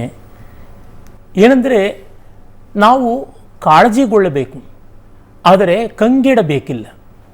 ಕಾಳಜಿ ಬೇರೆ, ಕಂಗೆಡುವುದು ಬೇರೆ. We should be concerned but you should not become panic. ಇದರಲ್ಲಿ ವ್ಯತ್ಯಾಸ. ನಾವು ಕಂಗೆಟ್ಟಾಗ ಮಾಡಬಹುದಾದದ್ದು ಮಾಡೋಕ್ಕಾಗದೇ ಇರೋ ದಿಗ್ಮೂಢತೆ ಬರುತ್ತದೆ, ಅರ್ಜುನನಿಗೆ ಬಂದಂಥದ್ದು. ಹಾಗಾಗದೆ ಗಮನ ಇಡಬೇಕು, ಅದು ಬಹಳ ಮುಖ್ಯವಾದದ್ದು ಅಂತ ಅನಿಸುತ್ತೆ. ಮತ್ತು ತನ್ನಂತೆ ತಾನೇ ಸರಿ ಹೋಗ್ಬಿಡುತ್ತೆ, ಧರ್ಮ ಶಾಶ್ವತವಾಗಿರುತ್ತೆ. ಎಷ್ಟೋ ಜನ ದೊಡ್ಡ ದೊಡ್ಡವರು, ಪಂಡಿತರು, ಮಠಾಧಿಪತಿಗಳು ಅನ್ನೋರು ಈ ಬಗ್ಗೆ ನಿಷ್ಕ್ರಿಯತೆ, ನಿರ್ವೀರ್ಯತೆ, ಕ್ಲೀಬತೆಯನ್ನು ಇಟ್ಕೋತಾರೆ. ಅದು ತಪ್ಪು ಅಂತ ನಾನು ಅಂತೀನಿ. ಹಾಗಾಗಿ ನಾವು ಏನು ಸಾಧ್ಯ ಇದೆ, ತೋಳಿಂದೆ ತಿಳಿವಿಂದೆ ಮತಿಯಿಂದೆ ಜಗದಿರುವ ಮೇಲೆನಿಪವನೇ ರಸಿಕ ಮಂಕುತಿಮ್ಮ ಅಂತ DVG ಅವರು ಹೇಳಿದಂತೆ ನಾವು ಆ ಪ್ರಯತ್ನವನ್ನು ಮಾಡಬೇಕಾಗಿದೆ. ಅದಕ್ಕೆ ಒಂದು ಚಿಕ್ಕ ಕಥೆಯನ್ನು ಹೇಳ್ತೀನಿ. ಒಮ್ಮೆ ಒಬ್ಬ ರಾಜ ತನಗೆ ಒಳ್ಳೆಯ ಕವಚ ಬೇಕು ಅಂತ ಒಬ್ಬ ಕಮ್ಮಾರನ್ನು ಕರೆಸಿ ಕವಚ ಮಾಡಿಸಿಕೊಟ್ಟ. ಆ ಕವಚವನ್ನು ತಂದು ಮೇಲೆ ಒಂದು ಗೊಂಬೆಗೆ ತೊಡಿಸಿ ಅದರ ಮೇಲೆ ಕತ್ತಿ ಗದೆ ಎಲ್ಲ ಪ್ರಯೋಗ ಮಾಡಿದ. ತುಂಡಾಯಿತು. ತಪ್ಪು ಮಾಡಿದ್ಯಾ ನೀನು, ಒಳ್ಳೆ ಕವಚ ಕೊಟ್ಟಿಲ್ಲ, ನಾಳೆ ಇದನ್ನು ಹಾಕ್ಕೊಂಡು ಯುದ್ಧಕ್ಕೆ ಹೋಗಿದ್ರೆ ಗತಿ ಏನಾಗ್ತಾ ಇತ್ತು ಅಂತ ಬೈದು ಕಳಿಸ್ದ. ಮತ್ತೂ ಕಷ್ಟಪಟ್ಟು ಅವನು ಇನ್ನೂ ಚೆನ್ನಾಗಿರೋ ಕವಚ ಮಾಡ್ದ, ಅದಕ್ಕೂ ಇದೇ ಗತಿ ಆಯಿತು. ಇನ್ನು ನೀನು 3ನೇ ಅವಕಾಶ ಕೊಡ್ತಾ ಇದ್ದೀನಿ, ಒಳ್ಳೆ ಕವಚ ತರದೇ ಇದ್ದರೆ ಇನ್ನು ಕೊಂದು ಬಿಡ್ತೀನಿ ಇಂದ. ಅವನು ಪಾಪ ಕಷ್ಟಪಟ್ಕೊಂಡು ಏನೋ ಕವಚ ಮಾಡಿ ಏನೋ ಗತಿ ಅಂತ ಯೋಚನೆ ಮಾಡ್ತಾ ಇದ್ದ. ಆಗ ಅವನ ತರುಣ ಪುತ್ರ ಬಂದ, ಮಗ ಬಂದ. ಏನಪ್ಪ ಯೋಚನೆ ಮಾಡ್ತಿದ್ಯಾ ಅಂತ. ನೋಡಪ್ಪ ಹೀಗೆ ಅಂತ. ತೊಂದರೆ ಇಲ್ಲ, ನಾನೇ ರಾಜನ ಹತ್ರಕ್ಕೆ ಹೋಗಿ ಕೊಡ್ತೀನಿ ಅಂತಂದ. ಅವನು ಗೊಂಬೆಗೆ ತೊಡ್ಸೋಕೆ ಹೋದಾಗ ರಾಜ ಬೇಡ ಮಹಾರಾಜ ನಾನೇ ತೊಡ್ತೀನಿಂದ ತೊಟ್ಟು ತನ್ನ ಕೈನಲ್ಲಿ ಆಯುಧ ಹಿಡ್ಕೊಂಡ. ರಾಜ ಕತ್ತಿಯಿಂದಲೋ ಗದೆಯಿಂದ ಹೊಡೆಯೋಕ್ಕೆ ಬಂದು ಇವನು ಕತ್ತಿನ ಅಡ್ಡ ಇಟ್ಟ. ಏನು ಮಾಡ್ತಿದ್ಯಾ ಅಂತ. ನೀವು ಬೊಂಬೆ ಥರ ಕೂತ್ಕೊಳ್ಳಲ್ಲ ಯುದ್ಧದಲ್ಲಿ, ನೀವು ಆ ಅಫೆನ್ಸಿಗೆ ಡಿಫೆನ್ಸ್ ಮಾಡ್ತೀರಾ ಅಂತ. ನಾವು ಸನಾತನ ಧರ್ಮದ ಕವಚ ಹಾಕ್ಕೊಂಡಿದ್ದೀವಿ, ಧರ್ಮೋ ರಕ್ಷತೆ ರಕ್ಷಿತ ಅಂತ ಕವಚ ಹಾಕ್ಕೊಂಡು ಗೊಂಬೆಗಳ ಥರ ಇದ್ದರೆ ಎಕ್ಕುಟ್ಟು ಹೋಗ್ಬಿಡ್ತೀನಿ. ನಮ್ಮ ಕೈನಲ್ಲಿ ಕೂಡ ಪ್ರತಿರೋಧವನ್ನು ಮಾಡಬೇಕಾಗುತ್ತದೆ. ಅದಕ್ಕೇನು ಬೇಕೋ ಅದು ಮಾಡಬೇಕು. ಹಾಗಾಗಿ ಕವಚವನ್ನೂ ತೊಡಬೇಕು, ಹೋರಾಡಲೂ ಬೇಕು. ಹೋರು ಧೀರತೆಯಿಂದ, ಹೋರು ಉದಾತ್ತತೆಯಿಂದ. ತಸ್ಮಾದ್ ಯುದ್ಧಸ್ವ ಕೌಂತೆಯ, ತಸ್ಮಾದ್ ಉತ್ತಿಷ್ಠ ಕೌಂತೆಯ ಯುದ್ಧಾಯ ಕೃತನಿಶ್ಚಯ. ಅದನ್ನು ಮಾಡಬೇಕು. ನಮ್ಮ ಕೈಲಾದಂತೆ ಅಲ್ಲಿ ಸಣ್ಣತನ ಇರಬಾರ್ದು, ಉದಾರತೆ ಇರಬೇಕು, ಪ್ರೀತಿ ಇರಬೇಕು, ಆದರೆ ಪರಿಜ್ಞಾನ ಇರಬೇಕು. ನಮ್ಮಲ್ಲಿ ಇವತ್ತು ಸಾತ್ವಿಕರು ಅಂದರೆ ಕೈಲಾಗದವರು ಅನ್ನುವ ಒಂದು ದುರ್ವ್ಯಾಖ್ಯಾನ ಬಂದಿದೆ. ಸಾತ್ವಿಕ ಆಹಾರ ಅಂದರೆ ಸಪ್ಪೆ ಆಹಾರ ಅಂತಾಗಿದೆ. ಯಾರು ಹೇಳಿದ್ದು ಆ ಮಾತನ್ನು? ಖಂಡಿತ ತಪ್ಪು. ರುಚಿ ಇಲ್ಲದೆ ಇರೋದು ಸಾತ್ವಿಕ ಆಹಾರ ಅಲ್ಲ, ಅದನ್ನು ಮೊದಲು ತಿಳ್ಕೋಬೇಕು. ಸಾರವತ್ತಾದದ್ದು ಅಂತ ಅರ್ಥ ಇರೋದು. ಇದು ನಮ್ಮ ಗಮನದಲ್ಲಿ ಇರಬೇಕು. ಸನಾತನ ಇಷ್ಟೆಲ್ಲ ಮಾತಾಡಿದ್ವಿ ಶತಾವಧಾನಿಗಳೇ. ನೀವೊಂದು ಸನಾತನದ ಬಗ್ಗೆ ಹೇಳಿದ್ರಿ. ಇಲ್ಲಿ ಪಕ್ಕದ ತಮಿಳುನಾಡಿನ ಮುಖ್ಯಮಂತ್ರಿಯ ಮಗ ಇನ್ನೊಂದು ಸನಾತನದ ಬಗ್ಗೆ ಹೇಳಿದ್ರು, ಉದಯನಿಧಿ ಸ್ಟಾಲಿನ್. ಇದು ಕಾಲ್ರಾ, ಇದು ಮಲೇರಿಯಾ, ಇದು ಅದು ಸರ್ವನಾಶ ಅಂತ. ಅವರ ಪಕ್ಷದವ್ರು ಇನ್ನೊಬ್ರು ಹೇಳಿದ್ರು, ಇಲ್ಲ ಅದು ಏಡ್ಸ್ ಇದ್ದಂಗೆ, ಅದಕ್ಕೊಂದು ಸೋಷಿಯಲ್ ಸ್ಟಿಗ್ಮಾ ಕೂಡ ಇದೆ, ಅದನ್ನು ಕೂಡ ನಾಶ ಮಾಡಬೇಕು ಅಂತ. ಸರಿಯೇ? ಅದು ಯಾವ ಸನಾತನ? ಅವರು ಪ್ರಜೆಗಳಿಂದ ವೋಟ್ ತಗೊಂಡು ದೊಡ್ಡ ಸ್ಥಾನಕ್ಕೆ ಬಂದ ಮಾತ್ರಕ್ಕೆ ಸಕಲ ವಿದ್ಯಾ ಕೋವಿದರಾಗಿದ್ದಾರ್ಯಾ? ಅವ್ರು ಹೇಳೋದಕ್ಕೆ ಬೇಕಾದ ಅಧ್ಯಯನ ಇದೆಯಾ? ನಮ್ಮಲ್ಲಿ ಇವತ್ತು ಬಂದಿರೋದೇನಂತಂದರೆ, ವ್ಯಾಸಂಗ ಮಾಡದೇ ಇರೋರು ಯಾವ ಕ್ಷೇತ್ರದಲ್ಲಿ ಯಾರು ಮಾಡಿದ್ದಾರೋ ಅವ್ರ ಮಾತಿಗೆ ಬೆಲೆ ಇಲ್ಲದೆ ಇರತಕ್ಕಂಥದ್ದು ಅದು ಆಗಿರುವಂಥದ್ದು. ಒಬ್ಬ ರಾಜಕಾರಣಿ ಆದ ತಕ್ಷಣ ಸಕಲ ವಿದ್ಯೆಗಳಲ್ಲಿಯೂ ಆತನಿಗೆ ಅಧಿಕಾರ ಬರುತ್ತಾ? ಈಗ ನಾನು ಎಲ್ಲ ವಿದ್ಯೆಗಳ ಬಗ್ಗೆನೂ ಮಾತಾಡಿದ್ರೆ, ವೈದ್ಯದ ಬಗ್ಗೆ ಮಾತಾಡಿದ್ರೆ, ರಾಜನೀತಿಯ ಬಗ್ಗೆ ಮಾತಾಡಿದ್ರೆ, ಅರ್ಥಶಾಸ್ತ್ರದ ಬಗ್ಗೆ ಮಾತಾಡಿದ್ರೆ ನನಗೆಲ್ಲಾದರೂ ಬೆಲೆ ಇರ್ತೀಯ? ನಾನು ಯಾವುದನ್ನು ವ್ಯಾಸಂಗ ಮಾಡಿದ್ದೀನಿ, ಯಾವುದನ್ನು ಸಂಶೋಧನೆ ಮಾಡಿದ್ದೀನಿ, ಅದರ ಚೌಕಟ್ಟಿನಲ್ಲಿ ನಾನಿದ್ದರೆ ಬೆಲೆ ತಾನೆ. ಅಲ್ಲ, ನೀವು ಗ್ರಂಥಗಳಲ್ಲಿರೋದು ಹೇಳ್ತಾ ಇದ್ದೀರಿ, ಅವರು ಸಮಾಜದಲ್ಲಿರೋದು ಹೇಳ್ತಾ ಇದ್ದಾರೆ. ಅವರು ಅಸ್ಪೃಶ್ಯತೆ ಬಗ್ಗೆ ಮಾತಾಡ್ತಾರೆ, ಸತಿ ಪದ್ಧತಿಯ ಬಗ್ಗೆ ಮಾತಾಡ್ತಾರೆ. ಇದೆಲ್ಲವೂ ಸನಾತನ ಧರ್ಮ. ಇದರ ಸತಿ ಎಲ್ಲಿದೆ? ಇಲ್ಲ. ಮತ್ತೆ ಅದನ್ನು ಹೇಳೋದಕ್ಕೆ ಎಲ್ಲಿದೆ ಅವಕಾಶ? ಅಸ್ಪೃಶ್ಯತೆ ಆದರೂ ಕೂಡ ಎಲ್ಲಿದೆ? ಯಾರಾದರೂ ಆಚರಣೆ ಮಾಡ್ತಾ ಇದ್ರೆ, ನಾನು ಹೇಳೋದು ಅದೇನು, ಯಾರಾದರೂ ಆಚರಣೆ ಮಾಡ್ತಾ ಇದ್ರೆ ತಕ್ಷಣ ಸರ್ಕಾರ ಅದಕ್ಕೆ ಕಾನೂನು ಮೇಲೆ ಕೈಗೊಳ್ಳುವಂಥ ಅವಕಾಶ ಇದ್ದೇ ಇದೆ. ಕಾನೂನು ಮಾಡಿದ್ದಾರಲ್ವ. ಈಗ ನೋಡಿ, ಲಂಚ ತಗೋಬಾರ್ದು ಅಂತ ಕಾನೂನಿದೆ, ಲಂಚ ನಿಂತಿದೆಯಾ?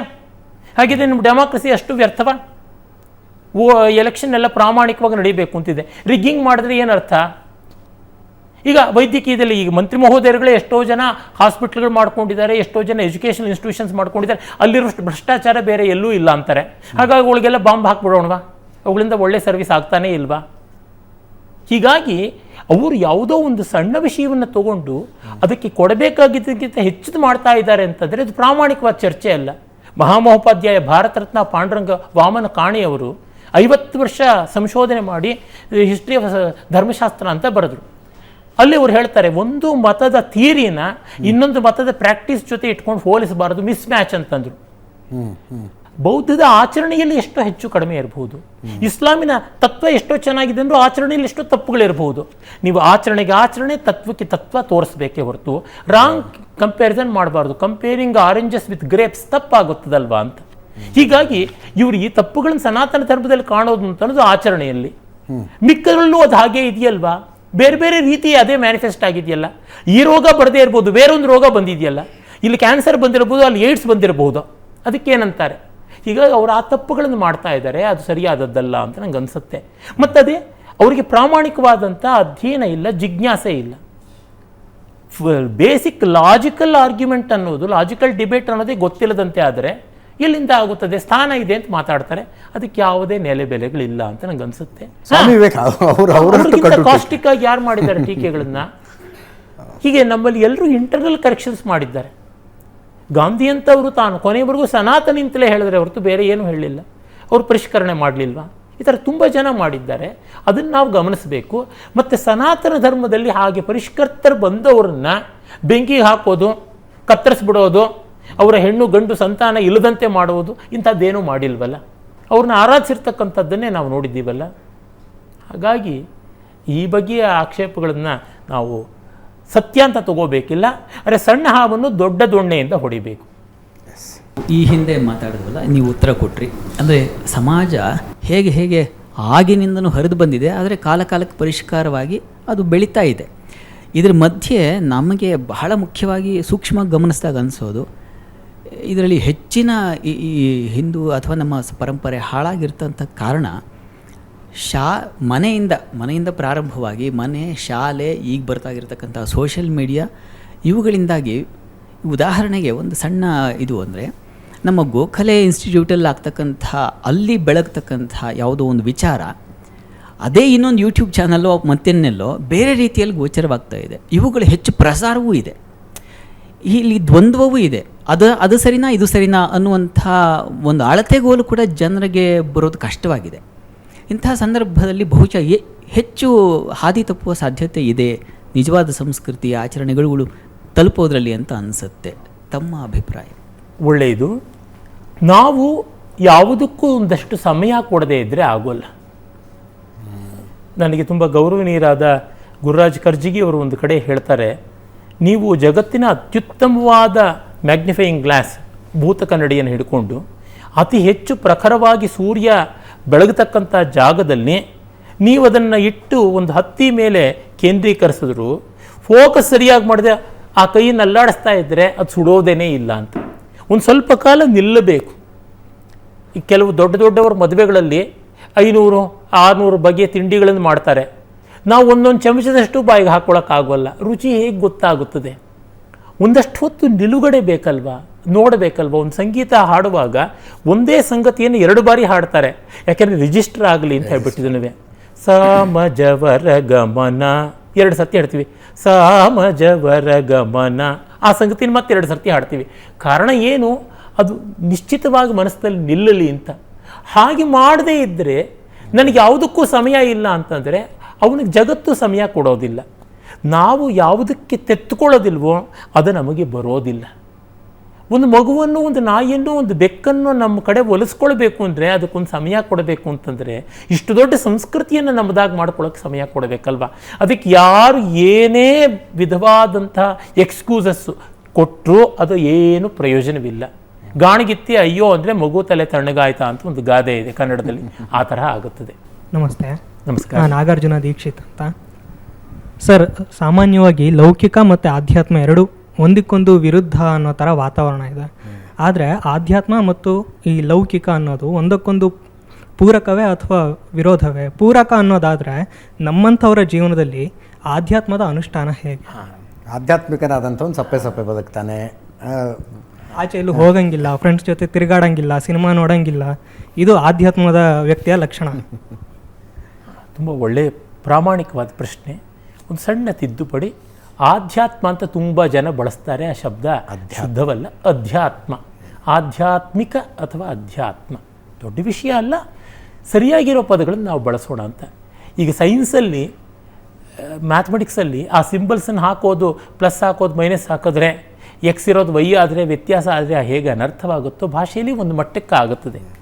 ಸ್ಥೂಲವಾಗಿ ಎಲ್ಲ ನಡೆಯೋಕ್ಕೆ ಸಾಧ್ಯ ಇಲ್ಲ ಅನ್ನೋಕ್ಕೆ ಹೇಳಿದೆ. ಲೌಕಿಕಕ್ಕೆ ಅಧ್ಯಾತ್ಮಕ್ಕೆ ವಿರೋಧವಿಲ್ಲ, ಪೂರಕವಾಗಿವೆ. ಸನಾತನ ಧರ್ಮದಲ್ಲಿ ಪುರುಷಾರ್ಥ ತತ್ವ ಅಂತ ಇದೆ. ಪುರುಷ ಅಂದರೆ ಇಲ್ಲಿ ಗಂಡಸು ಅಂತಲ್ಲ, ಪುರ ಅಂದರೆ ಶರೀರ. ಆ ಶರೀರದಲ್ಲಿರುವಂಥ ಜೀವಕ್ಕೆ ಪುರುಷ ಅಂತ ಕರೀತಾರೆ. ಪುರುಷೇತೆ ಇತಿ ಪುರುಷ ಅಂತ. ಸಂಸ್ಕೃತ ಭಾಷೆಯಲ್ಲಿ ವಸ್ತುಗಳ ಲಿಂಗವನ್ನು ಆಧರಿಸಿ ಶಬ್ದಗಳ ಲಿಂಗಗಳು ಇಲ್ಲ. ದಾರಾಹ ಅಂದರೆ ಹೆಂಡತಿ ಅಂತ, ಅದು ಪುಲ್ಲಿಂಗದ ಬಹುವಚನ ಶಬ್ದ. ಕಲತ್ರಂ ನಪುಂಸಕಲಿಂಗ ಶಬ್ದ, ಅದು ಹೆಂಡತಿ ಅಂತ ಹೇಳೋದಕ್ಕೇ ಇದೆ. ದೇವತಾ ಸ್ತ್ರೀಲಿಂಗ ಶಬ್ದ. ಶಿವ ದೇವತಾ ಅಂತ ಹೇಳ್ಬೋದು ಸಂಸ್ಕೃತದಲ್ಲಿ, ಏನೂ ತಪ್ಪಾಗೋಲ್ಲ. ಪಾರ್ವತಿ ದೈವತಂ ಅಂತ ನಪುಂಸಕಲಿಂಗದಲ್ಲೂ ಹೇಳ್ಬೋದು, ಏನೂ ಚಿಂತೆ ಇಲ್ಲ. ಆ ಭಾಷೆಯ ಮರ್ಯಾದೆ ಆಗಿದೆ. ಅದು ಗೊತ್ತಿಲ್ಲದೆ ಎಷ್ಟೋ ಜನ ತಪ್ಪುಗಳು ಹೇಳ್ತಾ ಇರ್ತಾರೆ. ಯಾಕೆಂದರೆ ಅಧ್ಯಯನ ಏನೂ ಬೇಕಾಗಿಲ್ಲ. ತಿಪ್ಪೆ ಮಾಡೋದಕ್ಕೆ, ಕಸ ಎರಚೋದಕ್ಕೆ, ಟಾರ್ನಿಷ್ ಮಾಡೋದಕ್ಕೆ ಏನೂ ಓದ್ಕೊಳ್ಬೇಕಾಗಿಲ್ಲ ಅಷ್ಟೇ. ಅದರಿಂದ ಈಗ ಆಗ್ತಾ ಇದೆ. ಅನಧಿಕಾರಿಗಳು ಅಂತ ಅನಿಸ್ಕೊಂಡವರು, ಯಾವುದಕ್ಕೂ ಅರ್ಹತೆ ಪಡ್ಕೊಳ್ಳದೇ ಇದ್ದವರು ಆರ್ಭಟ ಮಾಡುವಂಥ ಅವಕಾಶ ಬಂದುಬಿಟ್ಟಿದೆ ಈಗ. ಇರಲಿ, ಈಗ ಪುರುಷಾರ್ಥಗಳಲ್ಲಿ ನೋಡಿದ್ರೆ ಧರ್ಮ, ಅರ್ಥ, ಕಾಮ, ಮೋಕ್ಷ ಅಂತ ಇದೆ. ಕಾಮ ಮೂಲಭೂತವಾಗಿ ನಮ್ಮ ಅನುಭವಕ್ಕೆ ಬರುವುದು. ಕಾಮ ಅಂತಂದರೆ ಯಾವುದನ್ನು ಸೆಕ್ಸ್ ಅಂತ ಹೇಳ್ತಾರೆ ಅದಷ್ಟೇ ಅಲ್ಲ, ಎಲ್ಲ ಬಗೆಯ ಸುಖಗಳು, ಎಲ್ಲ ಬಗೆಯ ಆಸ್ವಾದಗಳು, ಎಲ್ಲ ಬಗೆಯ ಭೋಗಗಳು ಕಾಮವೇ. ನಮ್ಮ ಕಲಾಸ್ವಾದ ಇತ್ಯಾದಿ ಎಲ್ಲವನ್ನೂ ಕೂಡ ಕಾಮ ಅನ್ನುವ ಪುರುಷಾರ್ಥದಲ್ಲಿ ಸೇರಿಸಿದ್ದಾರೆ. ಹೀಗಾಗಿ ಧರ್ಮ ಅನ್ನುವಂಥದ್ದು ಡಿಮಾಂಡ್ ಕಾಮ, ಸಪ್ಲೈ ಅರ್ಥ, ಇವುಗಳ ನಡುವೆ ಮಾಡಬೇಕಾದ ಒಂದು ವ್ಯವಸ್ಥೆ ಹೊಂದಾಣಿಕೆ ಅಂತ. ಇದು ಯಾರಿಗೆ ಬೇಡ, ಯಾವ ಸಮಾಜಕ್ಕೆ ಬೇಡ, ಯಾವ ಜಗತ್ತಿಗೆ ಬೇಡ. ಇಲ್ಲಿ ಯಾವ್ದಾದ್ರು ದೇವರು ಅಂತಿದೆಯಾ, ಸ್ವರ್ಗ ಅಂತಿದೆಯಾ, ನರಕ ಅಂತಿದೆಯಾ, ಪ್ರವಾದಿ ಅಂತಿದೆಯಾ, ಪವಿತ್ರ ಗ್ರಂಥ ಅಂತಿದೆಯಾ, ಪಾಪ ಅಂತಿದೆಯಾ, ನರಕ ಅಂತಿದೆಯಾ, ಏನಿದೆ? ಏನಿಲ್ಲ. ಇದು ಸನಾತನ ಧರ್ಮದ ಹೃದಯ. ನಮಸ್ತೆ ಸರ್, ನಾನು ಶ್ರೀನಿವಾಸ್ ಅಂತ. ಯುಗಾದಿ ಹಬ್ಬದ ಶುಭಾಶಯಗಳು. ನನ್ನ ಭಾಷೆ ವಿಚಾರವಾಗಿ ನಾವು ಹೇಗೆ ಮುಂದಿನ ದಿನಗಳಲ್ಲಿ ನೋಡಬೇಕು, ಅದನ್ನು ರಾಷ್ಟ್ರೀಯ ಭಾಷೆ ಅನ್ನೋದು ಬೇಕಾ ಒಂದು, ಅಥವಾ ಹಿಂದಿನೇ ಯಾಕಾಗಬೇಕು, ಈ ಥರದ ಪ್ರಶ್ನೆ ಇದೆ. ಖಂಡಿತ ಹಿಂದಿ ನಮ್ಮ ದೇಶದ ಎಲ್ಲ ಪ್ರಾಂತಗಳ ಭಾಷೆ ಆಗಬೇಕು ಅಂತ ಯಾರಾದರೂ ಹೇಳಿದ್ರೆ ಅದಕ್ಕೆ ನಾನು ವಿರೋಧ ಮಾಡ್ತೀನಿ. ಯಾಕೆಂದರೆ ಯಾವುದೇ ಒಂದು ಪ್ರಾಂತದ ಭಾಷೆ ಮಿಕ್ಕೆಲ್ಲ ಪ್ರಾಂತಗಳ ಮೇಲೆ ಹೇರಲ್ಪಡಬಾರ್ದು. ಈಗ ಇಂಗ್ಲೀಷು ಅದಕ್ಕಿರುವ ಸಂಪನ್ಮೂಲದ ಕಾರಣ ಅಲ್ಲಿ ಮಾಹಿತಿಯೂ ಇದೆ, ಮತ್ತು ಆ ಮೂಲಕ ನಾವು ಬೇರೆ ಎಷ್ಟೋ ಕಡೆ ಹೋಗ್ಬೋದಾಗಿದ್ದರಿಂದ ಇಂಗ್ಲೀಷಿಗೆ ಹೆಚ್ಚಿನ ಅನುಕೂಲತೆ ಇದೆ. ಅದು ಓಪನ್ ಸೀಕ್ರೆಟ್. ಹಿಂದಿಗೆ ಇಂಗ್ಲೀಷಿನಂತೆ ಅಷ್ಟು ಉತ್ಕೃಷ್ಟ ಮಟ್ಟದ ಒರಿಜಿನಲ್ ಇನ್ಫಾರ್ಮೇಷನ್ ಕೊಡುವ ಶಕ್ತಿಯೂ ಇಲ್ಲ. ಮಿಕ್ಕ ಭಾರತೀಯ ಭಾಷೆಗಳಿಗೆ ಹೋಲಿಸಿದ್ರೆ ಅದರ ಸಾಹಿತ್ಯ, ಈಗ ಒಂದು ಕನ್ನಡ ಆಗಲಿ, ತೆಲುಗು ಆಗಲಿ, ತಮಿಳಿಗಾಗಲಿ ಇರುವ ಸಾಹಿತ್ಯಕ್ಕಿಂತ ಇನ್ನೂ ತುಂಬ ದೊಡ್ಡದೇನೂ ಇಲ್ಲ, ಚೆನ್ನಾಗಿರೋದಿದೆ. ನಾನು ಅನೇಕ ಭಾಷೆಗಳನ್ನು ಕಲ್ತಿರೋ ಕಾರಣ ನನಗೆ ಯಾವ ಭಾಷೆ ಮೇಲೂ ದ್ವೇಷ ಇಲ್ಲ, ಬೇರೆ ಪಕ್ಷಪಾತವೂ ಇಲ್ಲ. ಅದರಿಂದ ಹೇಳ್ತಾ ಇದ್ದೀನಿ ಏನಂತಂದರೆ, ಹಿಂದಿನೂ ಮಿಕ್ಕ ಭಾಷೆಗಳಂತೆ ಇದ್ದರೆ ಸರಿಯಾಗುತ್ತದೆ. ಸ್ವಾತಂತ್ರ್ಯ ಸಂಗ್ರಾಮ ಕಾಲದಲ್ಲಿ ಗಾಂಧಿಯೂ ಸೇರಿದಂತೆ ಅವರೆಲ್ಲ ಹಿಂದಿಗೆ ತುಂಬ ಬೆಂಬಲ ಕೊಟ್ಟರು, ಏನೋ ಒಗ್ಗಟ್ಟಾಗ್ಬಿಡುತ್ತೆ ಅಂತ. ಅದು ಹಿಂದೂಸ್ತಾನಿ ಅಂತ ಮಾಡಿ ಇನ್ನೂ ಅಷ್ಟು ಹದಗೆಡಿಸಿದ್ರು. ಇಂಥದ್ದೆಲ್ಲ ಅನರ್ಥಗಳಾಯಿತು. ಸ್ವಾತಂತ್ರ್ಯ ಬಂದ ಮೇಲೆ ಅಂಬೇಡ್ಕರ್ ಅವರು ಸಂಸ್ಕೃತಕ್ಕಾಗಿ ಪ್ರತಿಪಾದನೆ ಮಾಡಿದ್ರು. ನೆಹರೂರು ಅದನ್ನು ಒಪ್ಕೊಂಡಿದ್ರು. ನಮ್ಮ ಮೊದಲ ರಾಷ್ಟ್ರಾಧ್ಯಕ್ಷರಾಗಿದ್ದಂಥ ರಾಜೇಂದ್ರ ಪ್ರಸಾದ್ ಅವರು ಒಂದು ಓಟಿನಿಂದ ಸಂಸ್ಕೃತ ಹೋಯಿತು. ಅದು ಲಿಂಕ್ ಲ್ಯಾಂಗ್ವೇಜ್, ಸಂಪರ್ಕ ಭಾಷೆಯಾಗುವುದು ತಪ್ಪಿತು. ಇಂದಿಗೂ ಎಂದಿಗೂ ಕೂಡ ಸಂಪರ್ಕ ಭಾಷೆಯಾಗುವುದಕ್ಕೆ ಯಾವುದೇ ದೇಶಕ್ಕೆ ಆ ದೇಶದ ಭಾಷೆಯಾದರೆ ಒಳ್ಳೆಯದು. ದೇಶದ ಅಸ್ಮಿತಾಭಾವ, ಜನರ ಒಂದು ಅಭಿಮಾನ, ಆತ್ಮಾಭಿಮಾನ ಹೆಚ್ಚಾಗುತ್ತದೆ ಅಂತ. ನನ್ನನ್ನು ಎಷ್ಟೋ ಕಡೆಗಳಲ್ಲಿ ನಿಮಗೆ ಹಿಂದಿ ಬರುತ್ತಲ್ಲ, ಹಿಂದಿ ಮಾತಾಡಿ ಅಂತಂದರೆ ನಾನು ಸಂಸ್ಕೃತದಲ್ಲೇ ಮಾತಾಡ್ತೀನಿ, ಎಲ್ಲರೂ ಸಾಮೂಹಿಕವಾಗಿ ಸಾಯಿರಿ ಅಂತೀನಿ. ಸರ್ ನಮಸ್ತೆ, ನಾನು ಸ್ತುವಂತಿ ಅಂತ. ನಮಸ್ಕಾರ. ಆಗ ನೀವು ಭಾಷೆ ಬಗ್ಗೆ ಹೇಳ್ತಾ ಇದ್ರಿ. ನಾನು ಸಂಸ್ಕೃತ ಸ್ವಲ್ಪ ಅಧ್ಯಯನ ಮಾಡಿದ್ದೀನಿ. ಈಗ ಸಂಸ್ಕೃತ ಭಾಷೆ ಅಂತ ಬಂದರೆ ಅದು ಸತ್ತ ಭಾಷೆ, ಇಲ್ಲ ಒಂದು ಜಾತಿಗೆ ಸೀಮಿತವಾಗಿದ್ದ ಭಾಷೆ ಅಂತ ಹೇಳ್ತಾರೆ. ಇದಕ್ಕೆ ನೀವೇನು ಹೇಳ್ತೀರಿ? ಹಾಂ, ಸಂಸ್ಕೃತ ಯಾವತ್ತೂ ಯಾವುದೇ ಒಂದು ವರ್ಗದ ಭಾಷೆ ಅಂತ ನಾವು ಹೇಳೋಕ್ಕಾಗೋಲ್ಲ. ಈಚಿನ ರೀಸೆಂಟ್ ಪಾಸ್ಟಲ್ಲಿ ಆ ಥರ ಸ್ಥಿತಿ ಆಗಿರ್ಬೋದು, ಒಂದು 500-600 ವರ್ಷಗಳಲ್ಲಿ ಹಾಗಿದ್ದಿರಬಹುದು. ಅದೂ ಕೂಡ ಅಪವಾದಗಳು ಬೇಕಾದಷ್ಟಿವೆ. ನಾವು ನೋಡಿದಾಗ ಯಾವುದೇ ಒಂದು ಸಹಜ ಭಾಷೆ, ನ್ಯಾಚುರಲ್ ಲ್ಯಾಂಗ್ವೇಜ್ ಅಂತೀವಲ್ಲ, ನೈಸರ್ಗಿಕ ಭಾಷೆ ಒಬ್ಬರ ಸೊತ್ತಾಗೋಲ್ಲ, ಒಂದು ಸಮುದಾಯದ ಸೊತ್ತಾಗೋಲ್ಲ, ಎಲ್ಲರೂ ಅದನ್ನು ಮಾತಾಡ್ತಾ ಇರ್ತಾರೆ. ಉದಾಹರಣೆಗೆ ಸಂಸ್ಕೃತದಲ್ಲಿ ಸಾಕಷ್ಟು ಬೈಗಳಿವೆ. ವೇದ ಓದೋರು, ಶಾಸ್ತ್ರ ಓದೋರು ಬೈಗಳನ್ನ ಯಾಕೆ ಬಳಸ್ತಾರೆ? ಮತ್ತು ಕೃಷಿಗೆ ಸಂಬಂಧಪಟ್ಟದ್ದು, ಹೆಂಡ ಇಳಿಸ್ತಕ್ಕಂಥದ್ದಕ್ಕೆ ಸಂಬಂಧಪಟ್ಟಿದ್ದು, ಪ್ರಾಣಿಗಳಿಂದ ಬೇಟೆಯಾಡಿ ಚರ್ಮ ಸುಲಿತಕ್ಕಂಥದ್ದಕ್ಕೆ ಸಂಬಂಧಪಟ್ಟಿದ್ದು, ಈ ಥರ ಎಷ್ಟೋ ಬಗೆಯ ಕಸುಬುಗಳಿಗೆ ಸಂಬಂಧಪಟ್ಟಂಥ ಸಾವಿರಾರು ಶಬ್ದಗಳು ಅದರೊಳಗಿವೆ. ಅದು ಸುಮ್ಮನೆ ಬಂದ್ಬಿಡುತ್ತೆ ಆ ಶಬ್ದಗಳು. ಅದಕ್ಕೆ ಬೇಕಾದಂಥ ಉದ್ದೇಶ ಇಲ್ಲದೇ ಶಬ್ದ ಹುಟ್ಟುವುದೇ ಇಲ್ಲ. ಈಗಲೂ ನಮ್ಮ ದೇಶ ಭಾಷೆಗಳಲ್ಲಿ ಮಂಜಿಗೆ ಅನೇಕ ವಿಧವಾದ ಶಬ್ದಗಳಿಲ್ಲ. ಯಾಕೆಂದರೆ ನಮ್ಮ ದೇಶದ ಮುಖ್ಯ ಭಾಗಗಳಲ್ಲಿ ಎಲ್ಲೂ ಮಂಜು ಸುರಿಯೋದೇ ಇಲ್ಲ. ಹಿಮ. ಹಾಂ, ಅದೇ ಎಸ್ಕಿಮೋ ಭಾಷೆಯಲ್ಲಿ ತುಂಬ ಮಂಜಿಗೆ ಶಬ್ದ ಇದೆ, ಲ್ಯಾಬ್ ಭಾಷೆಯಲ್ಲಿ ತುಂಬ ಶಬ್ದ ಇದೆ ಅಂತಂತಾರೆ. ಹೀಗೆ ನೋಡಿದಾಗ ಅವಶ್ಯಕತೆಗೆ ತಕ್ಕಂತೆ ಶಬ್ದಗಳು ಹುಟ್ಟಿಕೊಳ್ಳುತ್ತವೆ ಭಾಷೆಯಲ್ಲಿ ಅಂತಂದರೆ ಇಷ್ಟೆಲ್ಲ ಪದಗಳು ಹುಟ್ಟಿರೋದು ಅದರಿಂದ ಅಂತ ಗೊತ್ತಾಗುತ್ತದೆ. ಮತ್ತು ಎಲ್ಲರಿಗೂ ಸಂಸ್ಕೃತ ಅರ್ಥ ಆಗ್ತಾ ಇದ್ದ ಕಾಲ ಇತ್ತು. ಮತ್ತು ಈ ಹೊತ್ತಿನ ಹೆಚ್ಚು ಭಾರತೀಯ ಭಾಷೆಗಳೆಲ್ಲ ಸಂಸ್ಕೃತದಿಂದಲೇ ಹುಟ್ಟಿರುವುದು ಗೊತ್ತಾಗುತ್ತೆ. ಸಂಸ್ಕೃತದಿಂದ ಪ್ರಾಕೃತಗಳು, ಪ್ರಾಕೃತದಿಂದ ಅಪಭ್ರಂಶ, ಅಪಭ್ರಂಶದಿಂದ ದೇಶ ಭಾಷೆಗಳು ಅಂತ. ಇವತ್ತು ಪಂಪನ ಕನ್ನಡವನ್ನು ಕನ್ನಡ ಅಂತಂದರೆ, ಈಗ ನಾನು ಮಾತಾಡ್ತಾ ಇರುವ, ಇನ್ನು ಸಿನಿಮಾಗಳಲ್ಲಿ ಮಾತಾಡ್ತಾ ಇರ್ತಕ್ಕಂಥ ಟಪೋರಿ ಭಾಷೆಯನ್ನು ಕನ್ನಡ ಅಂತಂದರೆ, ಹಿಂದಿನೂ ಸಂಸ್ಕೃತವೇ, ಸಂಸ್ಕೃತವೂ ಸಂಸ್ಕೃತವೇ ಅಂತೀನಿ. ನನ್ನ ಗುರುಗಳಾದ ರಂಗನಾಥ್ ಶರ್ಮರು ಹೇಳ್ತಾ ಇದ್ರು, ಹಳಗನ್ನಡ, ಪೂರ್ವದ ಹಳಗನ್ನಡ, ನಡುಗನ್ನಡ, ಹೊಸಗನ್ನಡ ಅಂತಂದರೆ ಹಿಂದಿನ ಹೊಸ ಸಂಸ್ಕೃತ ಅಂತ ಯಾಕೆ ಅನ್ನಬಾರ್ದು ಅಂತಿದ್ರು. ಹೌದಲ್ವಾ? ಅಂದರೆ ಈ ರೀತಿಯಾದ ಮಾರ್ಪಾಡುಗಳು ಉಂಟು. ನಮಗದು ಗೊತ್ತಾಗುತ್ತೆ. ಅಚ್ಚ ಹಳಗನ್ನಡದಲ್ಲಿ ಮಾತಾಡಿದ್ರೆ ಎಷ್ಟೋ ಜನಕ್ಕೆ ಗೊತ್ತಾಗೋದಿಲ್ಲ. ಆ ಥರದ ಪರಿಸ್ಥಿತಿ ಇದೆ. ಸಂಸ್ಕೃತವಾದರೂ ಗೊತ್ತಾದೀತು, ಅಚ್ಚ ಹಳಗನ್ನಡ ಗೊತ್ತಾಗೋದಿಲ್ಲ ಅಂತ. ಹೀಗಾಗಿ ಸಂಸ್ಕೃತಕ್ಕೆ ಆಗ್ರಹದಿಂದ ಈ ಥರದ ಇಲ್ಲದ ಸಲ್ಲದ ಅಪವಾದಗಳನ್ನು ಯಾವ ಭಾಷೆ ಬಗ್ಗೆನೂ ಮಾಡಬಾರ್ದು. ಮತ್ತು ಅದನ್ನು ಕಲಿತು ನೋಡಬೇಕಾಗುತ್ತದೆ. ತಿಳ್ಕೊಂಡ ಮೇಲೆ ನಮಗೆ ಗೊತ್ತಾಗುತ್ತದೆ. ಅಜ್ಞಾನಿಯ ಅವಿವೇಕಿಯ ಮಾತುಗಳಿಗೆ ಬೆಲೆ ಕೊಡಬಾರ್ದು. ದುರ್ದೈವ ಏನೆಂದರೆ ಪ್ರಜಾಪ್ರಭುತ್ವದ ಒಂದು ಸೈಡ್ ಎಫೆಕ್ಟು ಎಂಥದ್ದು ಅಂತಂದರೆ, ವೋಟ್ ಹೇಗೆ ಎಲ್ಲರದು ಒಂದೇ ಬೆಲೆ ಇದೋ ಅಧ್ಯಯನ ಅಭಿಪ್ರಾಯಗಳು ಅಂಥದ್ದೇ ಅಂತ ಆಗಿಬಿಟ್ಟಿವೆ. ಅದು ದೊಡ್ಡ ಅಪಾಯ.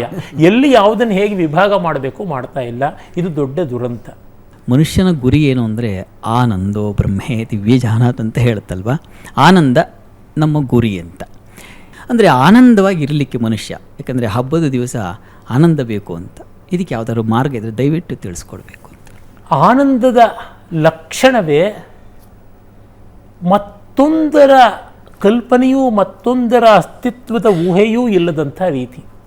ದುಷ್ಟ ಅಂತಂದರೆ ಬೇಡದೇ ಇರತಕ್ಕಂಥ ಇನ್ನೊಂದು ಮತ, ಬೇಡದೇ ಇರತಕ್ಕಂಥ ಇನ್ನೊಬ್ಬ ಪ್ರತಿಸ್ಪರ್ಧಿ, ಬೇಡದೇ ಇರತಕ್ಕಂಥ ಊಟ ತಿಂಡಿ ಅಥವಾ ಸಾವು, ಈ ರೀತಿಯಾದದ್ದು ಯಾವುದೋ ಬರುತ್ತದೆ.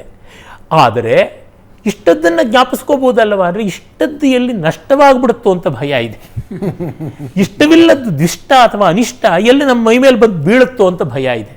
ಹೀಗಾಗಿ ಇಷ್ಟ ನಾಶದ ಭಯ, ಅನಿಷ್ಟ ಪ್ರಾಪ್ತಿಯ ಭಯ, ಇದೆರಡೂ ಅನ್ಯ ವಸ್ತು ಅನ್ನುವ ಆಲೋಚನೆಯಿಂದ ಬರ್ತದೆ.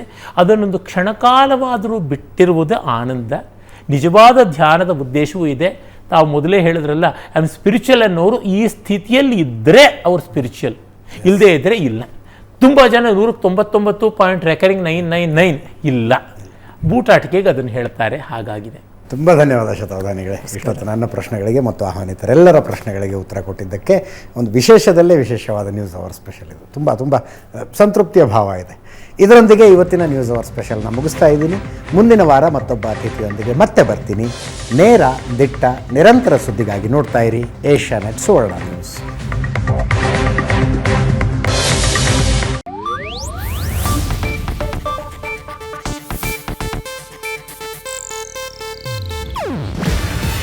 ಇದು ಏಷ್ಯಾನೆಟ್ ನ್ಯೂಸ್ ನೆಟ್ವರ್ಕ್ ಪ್ರಸ್ತುತಿ. ನೀವು ನೋಡ್ತಿದ್ದೀರಾ ಏಷ್ಯಾನೆಟ್ ಸುವರ್ಣ ನ್ಯೂಸ್.